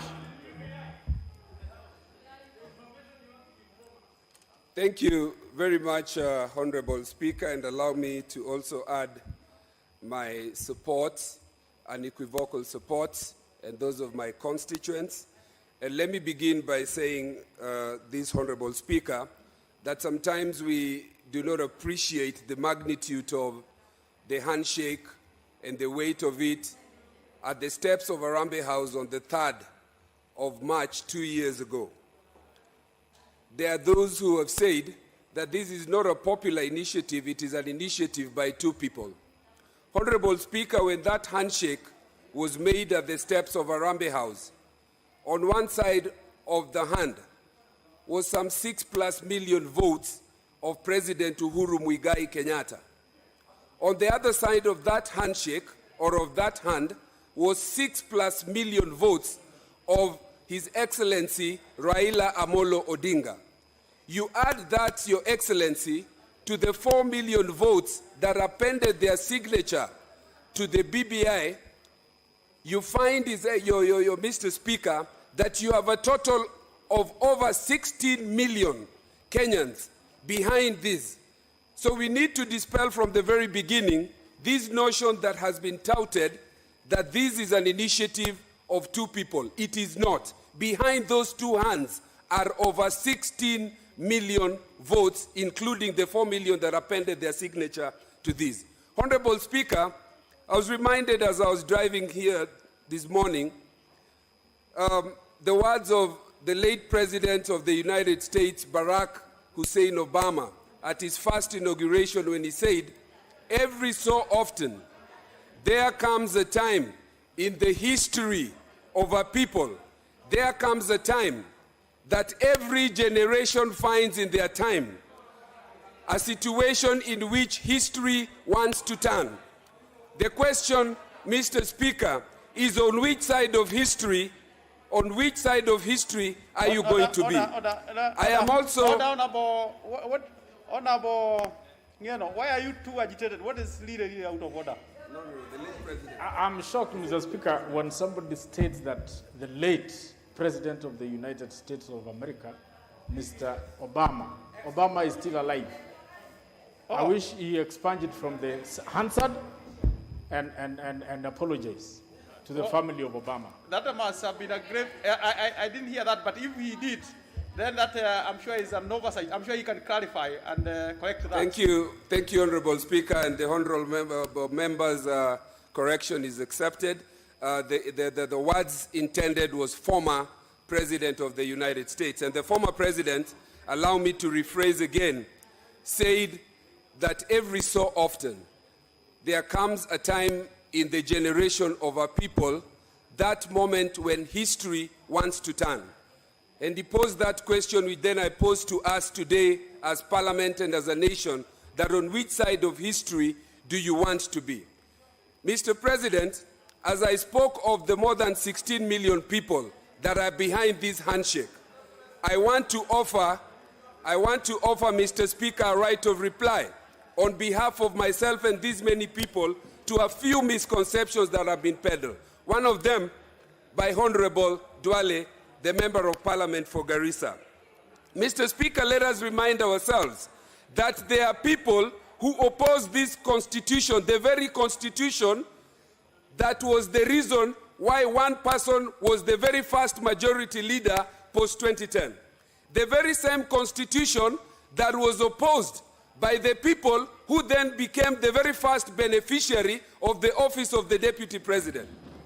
Mr. Speaker, I was very surprised and dutifully informed by the Honorable Millie Odhiambo, who sat in the committee then that was looking at that constitution, that the reason that we did not have 40% to counties, a minimum was 40%, was because the team, led by the Deputy President then, refused and said that we must have a minimum of 15%. So when today we speak about bottoms-up approach, what bottoms-up approach when 15% that was intended to be 40% was by that very same Deputy President? Mr. Speaker, it is important that we ask ourselves on which side of history we want to be when it turns. And we know on which side of history the naysayers were. They refused to allow us to have 40%. They want the Constitution to collapse so that they go back and say, we are the ones who have saved you with the bottoms-up approach. Having said that, Mr. Speaker, I want to address one last misconception before I go to the merits. There are those who have said, Mr. Speaker, that there is no necessity to amend the Constitution to put in place some of the things that have been put here. Let me remind you, and this was very eloquently canvassed or indicated by the Speaker when he spoke. When the people rise under Article 1 of the Constitution, read by 257, there is nobody who can stand in their way, whatever it is they want to do. Look at the preamble to that Constitution. It says, we the people. There is nothing that can stand in the way of we the people when they want to amend the Constitution. If the people decide that they want to put a referendum to make fishing a national sport, so be it. That is their wish, Mr. Speaker. So I just want to indicate two things. And one of them is the question of two-thirds gender rule. We had Duale 1, we had Duale 2. Now we have the opportunity, Mr. Speaker, and hanging against us the direction of the former Chief Justice to dissolve this parliament. Mr. Speaker, there is a question of inclusivity. And inclusivity should be looked at in different ways. Inclusivity of the youth, inclusivity of tribes, inclusivity of women, inclusivity of minorities, and everybody will sit at the table to ensure that Kenya becomes the country that we wanted it to be. So I lend my support. Honorable Odhiambo Ochieng.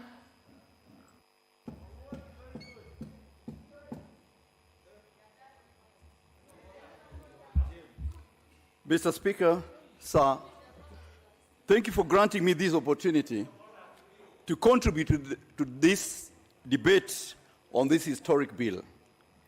That's the Constitution of Kenya Amendment Bill 2020. Honorable Gekaria, what is it? What is out of order, Honorable Gekaria? Honorable Speaker, I want your guidance. Honorable Speaker, I was here at 8. And let me finish, Honorable Speaker. I was here at 8. And when I put my card, unfortunately, when Wanga wanted to speak, they gave her my mic. And I raised that issue with the then Speaker, Honorable Cheboy. Bakasai, I went down again.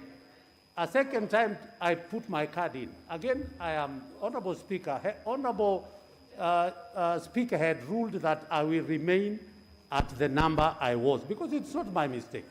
And I want to speak to this and support this very motion. Honorable Speaker, I beg. Honorable Gekaria, I will trace your issue, particularly if the Speaker actually pronounced himself on it. But for now, Honorable Ochieng. Mr. Speaker, for that small interlude. Mr. Speaker, before I make my contribution to this bill, I wish to register special accolades to His Excellency President Uhuru Muigai Kenyatta and the Right Honorable Raila Amolo Odinga for placing our country on the pedestal of reconciliation and for forging a path of ethnic cohesion and national unity. Mr. Speaker, sir, these two Kenyans placed Kenya first. Mr. Speaker, let me thank you also for offering, the substantive Speaker offered a legal and procedural guidance to the House on the manner in which the bill would be considered. I also wish to thank the Joint Senate, JLAC, for its comprehensive reports that has highlighted a majority of pertinent issues arising from the BBI. Mr. Speaker, having said that, let me delve on the fundamental reasons as to why I and the people of Game support this bill. This bill takes a great step in addressing the underlying problems that have caused division in this republic. That is the issues of divisive elections and promotion of gender equity in governance, strengthening the structure of devolution and increasing resource allocation to our counties. Mr. Speaker, I wish to remind the members of this House that this bill before us is won by popular initiative, and therefore it's a very special amendment. Mr. Speaker, if you want to know the weights and latitude that has been placed upon this bill, we need to look at the provisions of Article 257, Clause 10. It states as follows, Mr. Speaker, sir. If either House or Parliament fails to pass this bill, the bill relates to a matter mentioned in 255(1), the proposed amendment shall be submitted to the people in referendum. What it says is, whether this House supports or opposes this bill, whether Senate supports or opposes this bill will get to the people of the Republic of Kenya. And it's up to the people of the Republic of Kenya to say yes or no in the forthcoming referendum. Mr. Speaker, this House does not have to become a House that acts in futility by opposing an amendment which the people themselves proposed and which will no doubt be passed at the referendum vote. I am aware, I've listened to many of my colleagues that are opposing this bill, and I want to tell them as I speak, many of them opposing this bill will be the beneficiaries in 2022 when the elections are called. They'll be the very people who will sit in cabinets. So ask them to search themselves, to search their souls, so that they come to the right framework. Because the many people who opposed the 2010 Constitution, themselves became the benefactors of the Constitution. Mr. Speaker, a number of clauses that were given in the report of JLAC, especially if you look at the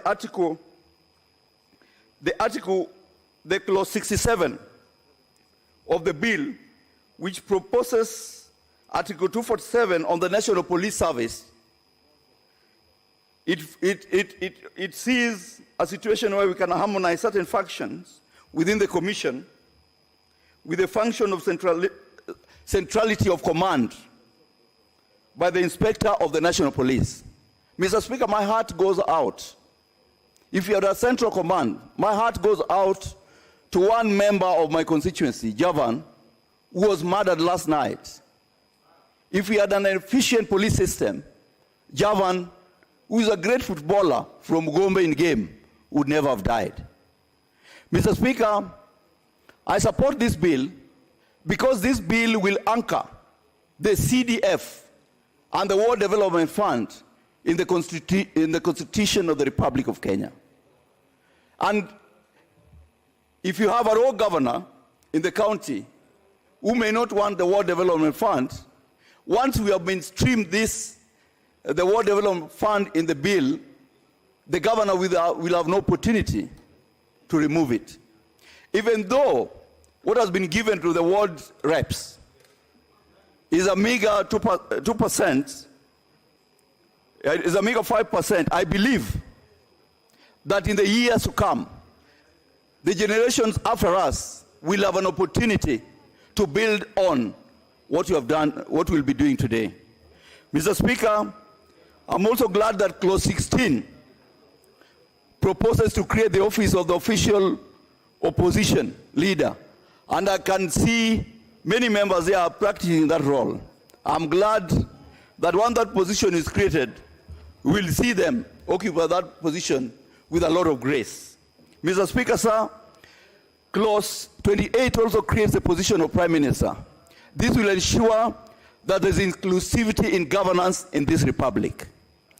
Let me say this, Speaker, having looked at the total bill in totality, I think if you look at the benefits vis-a-vis the basic losses, the bill is more beneficiary to the people of the Republic of Kenya.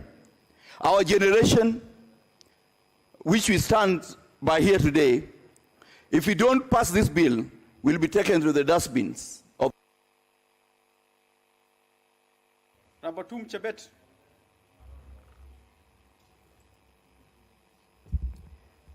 Honorable Speaker, I stand to speak to this PPI proposal or bill. Honorable Speaker, before I add my voice, I just want to say the Deputy President is not an equation in PPI. We are not discussing the Constitution of 2010. We are discussing the Constitution of 2020 or 2021 or so. Honorable Speaker, there are some areas I support in PPI. We know the youth have been given 2 positions, 1 female, 1 male. We know PWDs, whom we serve as women reps, have been given 4 positions, 2 male and 2 female. They only wanted, Honorable Speaker, an electoral college like US and Uganda, where they can elect their own people so that they are not, they don't owe their allegiance to the nominating party. We should not take for granted the 6.5 million persons with disabilities in this nation. Honorable Speaker, I know there are 94 senators, 47 women, 47 men. Honorable Speaker, I want to speak to the women rep positions. Honorable Speaker, right now, I would not be here if I was competing with men from Nandi County. I'm just here because of affirmative action. Honorable Speaker, we are given 2 billion per year. And the 2 billion we take care of PWDs, persons with disabilities, women, and youth. Honorable Speaker, in Nandi County, I purchased 225 tents on hire, for hire. Honorable Speaker, the women of Nandi, in 5 days get 3.5 million. In 10 days, they get 6.7 million. Who are going to support those women when we are taken to Senate where there are no funds? Honorable Speaker, give me time to talk. You talked. Honorable Speaker, we have been giving women cooking gases, makers. Honorable Speaker, we are cutting the environment of this country because of global warming. The women right now have less to do because we do affirmative work. I know, like me, I gave 200. I know she kept 300. Honorable Lima, who is nominated, kept 300. Honorable Speaker, global warming will not be an issue if the women reps are left here. Honorable Speaker, on the issue of cabinet ministers, the PPI says it may. The president may appoint cabinet ministers from here. May. So that will be taken to Senate. If we are in Senate and we want to be cabinet ministers, how are we going to end as a cabinet minister? Honorable Speaker, I want to speak to the issue of youth. Honorable Speaker, PPI is saying from payment of money owed to the youth, 60 days. Honorable Speaker, there are quite a number of youth right now. They are owing banks billions. Some of people's children are lost because they cannot meet the obligations of the banks. Honorable Speaker, this should be done by the Cabinet Secretary right now so that our children are not lost. Honorable Speaker, they have done things for the government. They have done the roads. They have done quite a number of things in the counties, but they have not been paid. Honorable Speaker, we need something to be done to those youths of our country. Honorable Speaker, lastly, the 70% to be nominated constituencies, 70 constituencies. My submission and my prayer, let these 70 go to the women of Kenya, because we are not able to come 60 of us here. If by God's grace, we come 60 next year, 2022, it will be 16%. And the Constitution says not more than 2/3. 120 women are required to be here so that they meet the 2/3 threshold. Honorable Speaker, my prayer is the 70% should be meant for women. So 70% meant for constituencies should go for women. Why? We are going to go to courts because women cannot be 120. We cannot come 120. We don't have the resources to fight with these men. So, Honorable Speaker, I'm just saying I cannot sacrifice my job. I cannot sacrifice my seat and the seat of women of Kenya. Thank you. Honorable Chebet, which men are you fighting with? There isn't. Honorable Kingara.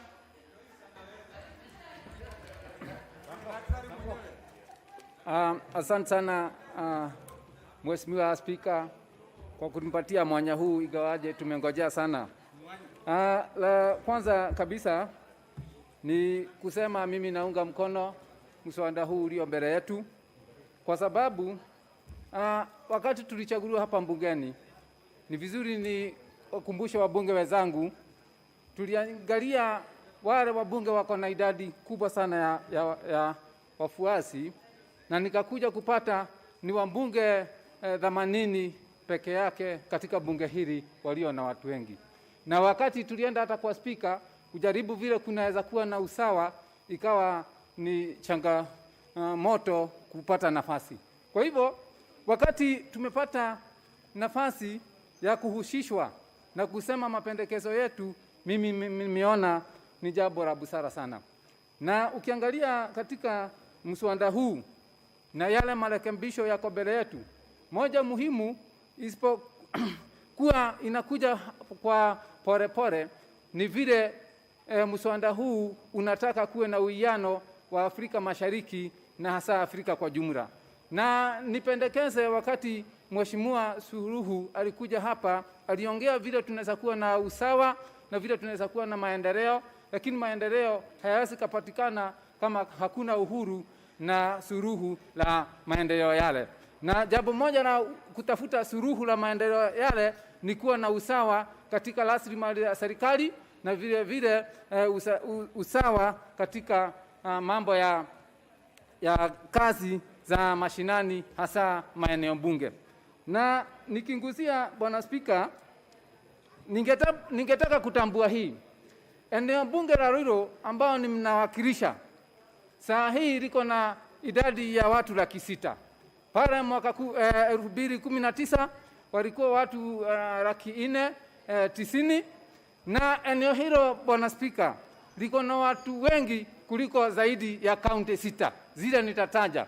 Lakini mapato mimi napewa kama mtu wa eneo bunge.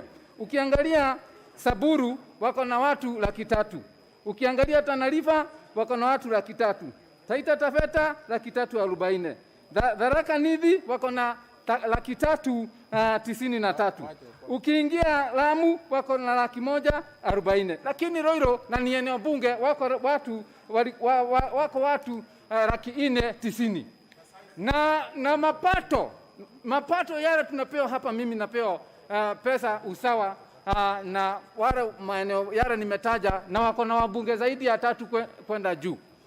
Bwana Spika, saa hii mwingine anasema nadanganya, nataka watu waende katika stakabadhi watakuta hili, na nasema mimi ni la kweli kabisa. Na mimi ningesema hivi Bwana Spika, saa hii nimesimama hapa nikichangia wale watu wanataka basari kwangu, wale wamekuja kuomba basari kwangu eneo bunge la Ruiru ni watu 90,000. 90,000 ndio wameleta fomu, wameweka hapo kwa meza. Zile pesa niko nazo ni milioni 30 peke yake, ukigawa kila mtu apate 100,000 peke yake. Bwana Spika, mimi naakilisha nani? Usawa uko wapi wa rasilimali ya serikali? Kwa hivyo ombi langu ni hata watu wengine wakumbuke, watu kama sisi King'ara tunakaaje kule na hawa watu, na haitawezekana kuwa na maendeleo mwafaka katika eneo bunge la Ruiru na maeneo mengine yaliyo na watu wengi kama hakuna usawa wa rasilimali ya serikali. Bwana Spika, lingine ningegusia huenda likaleta maendeleo mema ni kama mawaziri watatoka katika bunge. Mawaziri wakitoka katika bunge, pesa ya serikali itakuwa haiendi sana, kwa sababu wengi watakuwa wamechaguliwa kutoka bunge. Lakini changamoto ni vile imeandikwa pale ati labda wanaweza. Ningeomba kama ilingekuwa lazima watoke katika bunge. Ikiwa hivyo ingekuwa hata ile uoga haingekuwa na sisi.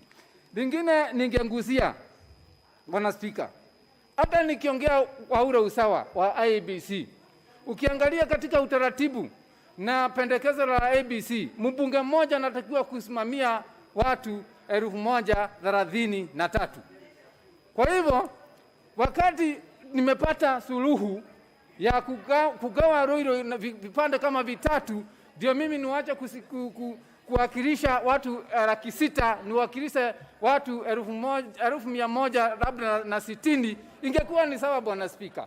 Kwa hivyo mimi sioni kwa nini watu haoni haja ya kuunga mkono mswada huu.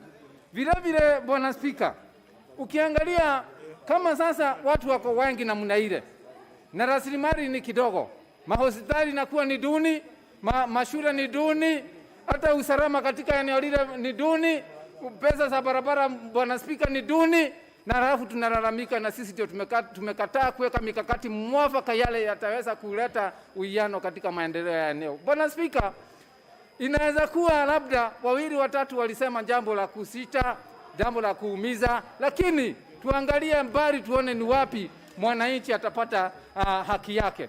Bwana Spika, katika utaratibu ule kuna jambo lingine la maana sana kule kwa kupeleka pesa zaidi katika serikali zetu gatuzi. Na kama pesa itaenda mashinani Bwana Spika, yale nimesema yataambatana na maendeleo na rasilimali itafikia Mwanakenya wote, na usawa na uwiano utapatikana katika maendeleo. Na vile vile kuna pale kumenguziwa kuangalia maneno ya jinsia ambao akina mama wetu hawata. What is out of order? They are wasting time.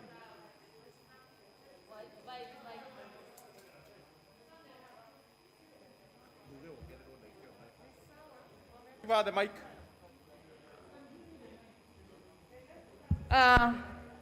Thank you, Mr. Speaker, but I was kindly requesting the consultation. It was too loud here. Thank you.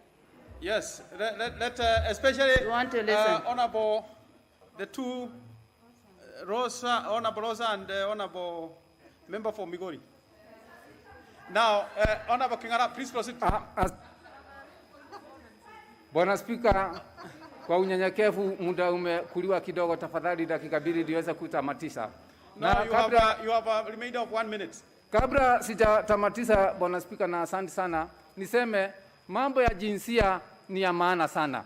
Na wakati kutakuwa na usawa katika utekelezaji wa mambo hasa ya kiserikali, hilo mimi naunga mkono. Kwa hivyo katiba hii wakati imesema tukumbuke akina mama wetu au jinsia hiyo, mimi naunga mkono hayo, na hayo ni maneno yataleta maendeleo.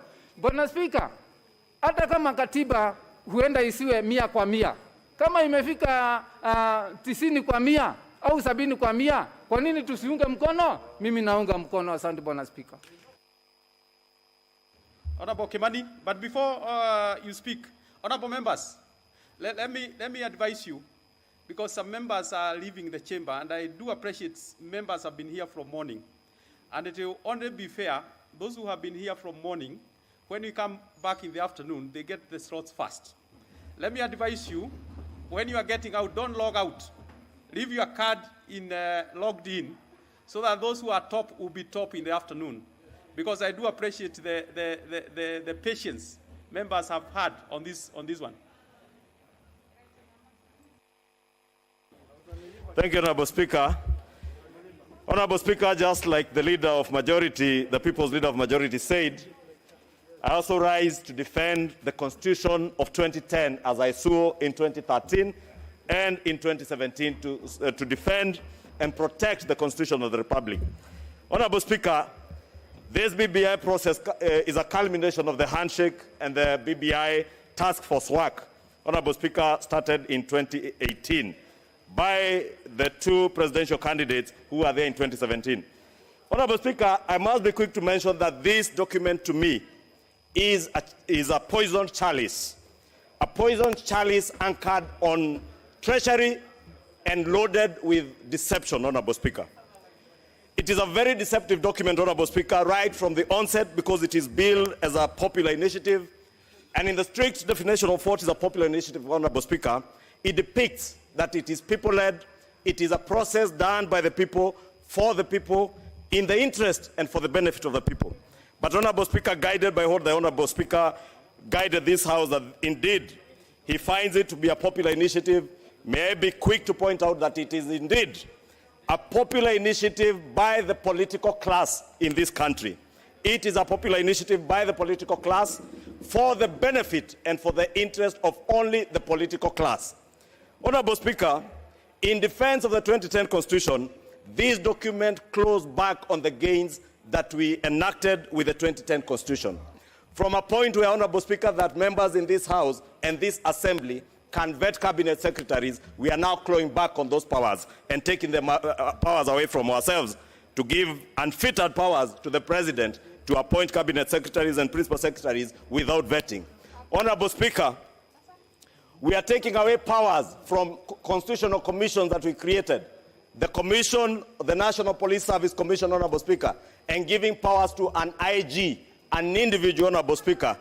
No wonder, Honorable Speaker, there is already steps to abuse powers by the IG and officers under his watch. Honorable Speaker, we are taking powers from the Judicial Service Commission, Honorable Speaker, and giving these powers to an ombudsman. We are also clawing back on the independence of the judiciary, as many people have said, and I'm trying not to repeat a lot of the things that have been said, Honorable Speaker, that we are taking away powers from the JSC, Honorable Speaker, a JSC that previously or currently sets up a tribunal to listen to issues that touch on judicial officers, and giving the JSC unfettered powers to even discipline judicial officers. If there is a clearer way of clawing back on the independence of the judiciary, Honorable Speaker, it is through such measures where the JSC, as it is constituted today, Honorable Speaker, it is heavily loaded with people leaning towards the executive, giving powers then to this JSC to punish judicial officers, Honorable Speaker, you are simply saying that judicial officers in this country, at the passage of this constitution, and God forbid that it passes with the people, judicial officers will be punished indirectly by the executive using their stooges in the JSC. Honorable Speaker, why I say this document is loaded with deception, Honorable Speaker. Look at what we are promising our youth. Not just youth commissions, that we will waive, BBI will waive taxes to our youth. I want to speak to the Kenyan youth today, Honorable Speaker. I wonder how many Kenyan youth, the ordinary Kenyan Wanjiku, the ordinary Kenyan hustler youth, have companies that will benefit from the tax waivers. If we intend to waive taxes to our youth, we only need to do it next week or the week after with the finance bill before this House. I want to tell the Kenyan youth, the deception that we will be confronted with is that we will tell you we will waive taxes for your companies. The companies will be waiving taxes for, Honorable Speaker, are the companies that you saw in the COVID billionaire scandal, companies that were registered 1 month, the following month, they are getting tenders worth billions. But you know the youth who own those companies, where they belong to, which families they come from, Honorable Speaker. Those are the ones you create tax incentives for. If we want to give our youth tax waivers, let us do it next week with the finance bill. But the truth is that we will be loading our Kenyan youth, their mothers, their fathers, their children, their grandfathers and grandmothers with heavy taxes with the finance bill that is coming before this House. That will be the truth, not the deception that is in BBI. We are deceiving Kenyans, Honorable Speaker, that we can only delimit constituencies by amending this constitution. Whereas we know clearly we can delimit constituencies through IBC without amending a single article of this constitution, Honorable Speaker. The Holy Book, in the book of Mark, chapter 8, verse 36, Honorable Speaker, asks me, what shall you profit from if you gain the whole world and lose your soul? I sit here and I stand here as a member of parliament coming from Kiambu that is benefiting from 6 constituencies under this amendment. But asking myself, what shall I profit with if I lose the soul and heart of the country, our unity, because Kiambu is getting 6 constituencies, or because my neighbors Nairobi are getting so many constituencies? We will lose the soul of this country, which is our unity, Honorable Speaker, because of the deception that is in this bill. Honorable Speaker, we are deceiving ourselves and deceiving the country. That is only through BBI that Honorable Kingara from Ruto here will be able to get additional money at his constituency level. Honorable Speaker, it is common sense, it is simple standard 1 arithmetics that if the base of our CDF is not changing, Honorable Speaker, with 36 billion divided by 290 constituencies, if you divide by 360 constituencies, the base goes lower, you get less money. Honorable Kingara will give less money to his people in Ruiru, and so will you in your constituency. The deception in this document, Honorable Speaker, I can only ask the people of Kenya. You may not have the guns, you may not have the bullets to stop these people from further enslaving you, but you have your ballots. Stop them at the ballot. Here we will be bought, we will be bribed, they will intimidate, they will coerce. Let them not coerce and intimidate you at the ballot. The people of Kenya, rescue yourselves, stop them from further enslaving you. Honorable Buyu, and Honorable Kali, I have noted your issue. Honorable Kali, I have noted your issue. We now have Honorable Akinyi.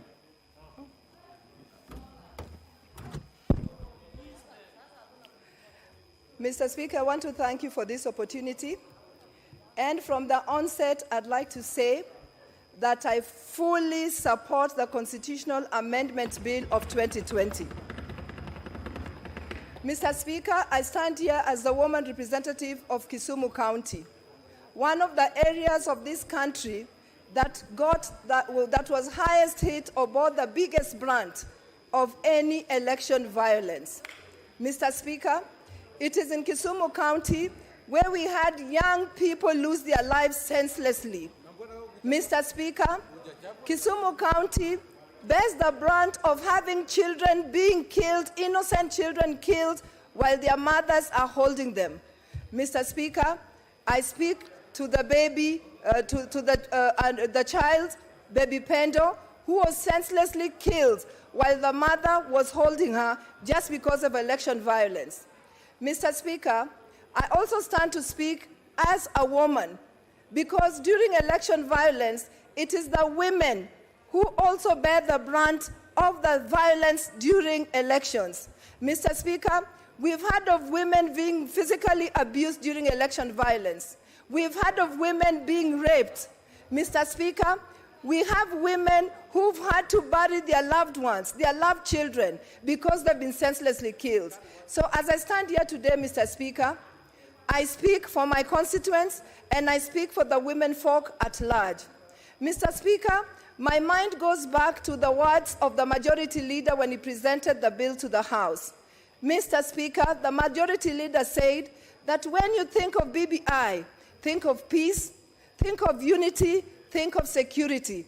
And given those three adjectives, Mr. Speaker, I fully support BBI, considering that what Kisumu County is looking for is unity, is peace, is security, so that never again will we have to lose lives. Mr. Speaker, unmet expectations, heightened by the policy or our election policy, where the winner takes it all, is what creates violence after every election. Mr. Speaker, we clearly saw after 2013 election, where 2 regions stood to be eating meat, as 42 other regions or other tribes watched them in hunger. Mr. Speaker, this is what BBI is trying to solve. BBI is bringing in inclusivity through the expanded executive, so that we don't have only 2 tribes eating, as 42 tribes are hungry and watching and drooling. This is being cured by BBI. Honorable Speaker, what BBI seeks to do is to encourage that more regions will be included in the expanded executive. Because when more regions are included, Mr. Speaker, more regions get ownership of the governance of this country. And as such, we will not have a situation where some people are eating as others are drooling over their meat. Mr. Speaker, I know that people have said, or some people have actually come up to say, that when we are creating jobs through expanded executive. Mr. Speaker, I dare say that the people who are going to occupy those positions are people who will have already been elected and will be members of this House. So what will be enhanced is extra responsibility and not new people occupying new positions. Honorable Speaker, my mind goes back to the words of President Obama, the former president of USA, when he last visited Kenya. Mr. Speaker, he actually quipped that you cannot have a good governance, or you cannot have a country where only half of the players are participating. Honorable Speaker, we know that in this country, women make up 52% of our Kenyan population. But we know that in most of the political leadership or decision-making positions, women have been left behind. And BBI comes to solve this issue. Honorable Speaker, BBI creates Order, a 50... Order, Honorable Akinyi. I'm afraid it is 2 p.m. Now, you have a remainder of your 2.5 minutes when this resumes this afternoon. Honorable members, I do really appreciate that members have been seated here from morning. I urge you to please leave your card logged in so that those who are top remains top in the afternoon. And then I would direct the sergeant at arms to make sure the cards remain as they are, so that then in the afternoon we are fair to members. Honorable Speaker, thank you. Honorable members, the time being 2 p.m., this House stands adjourned until today, Thursday, 6th May 2021 at 2:30 p.m.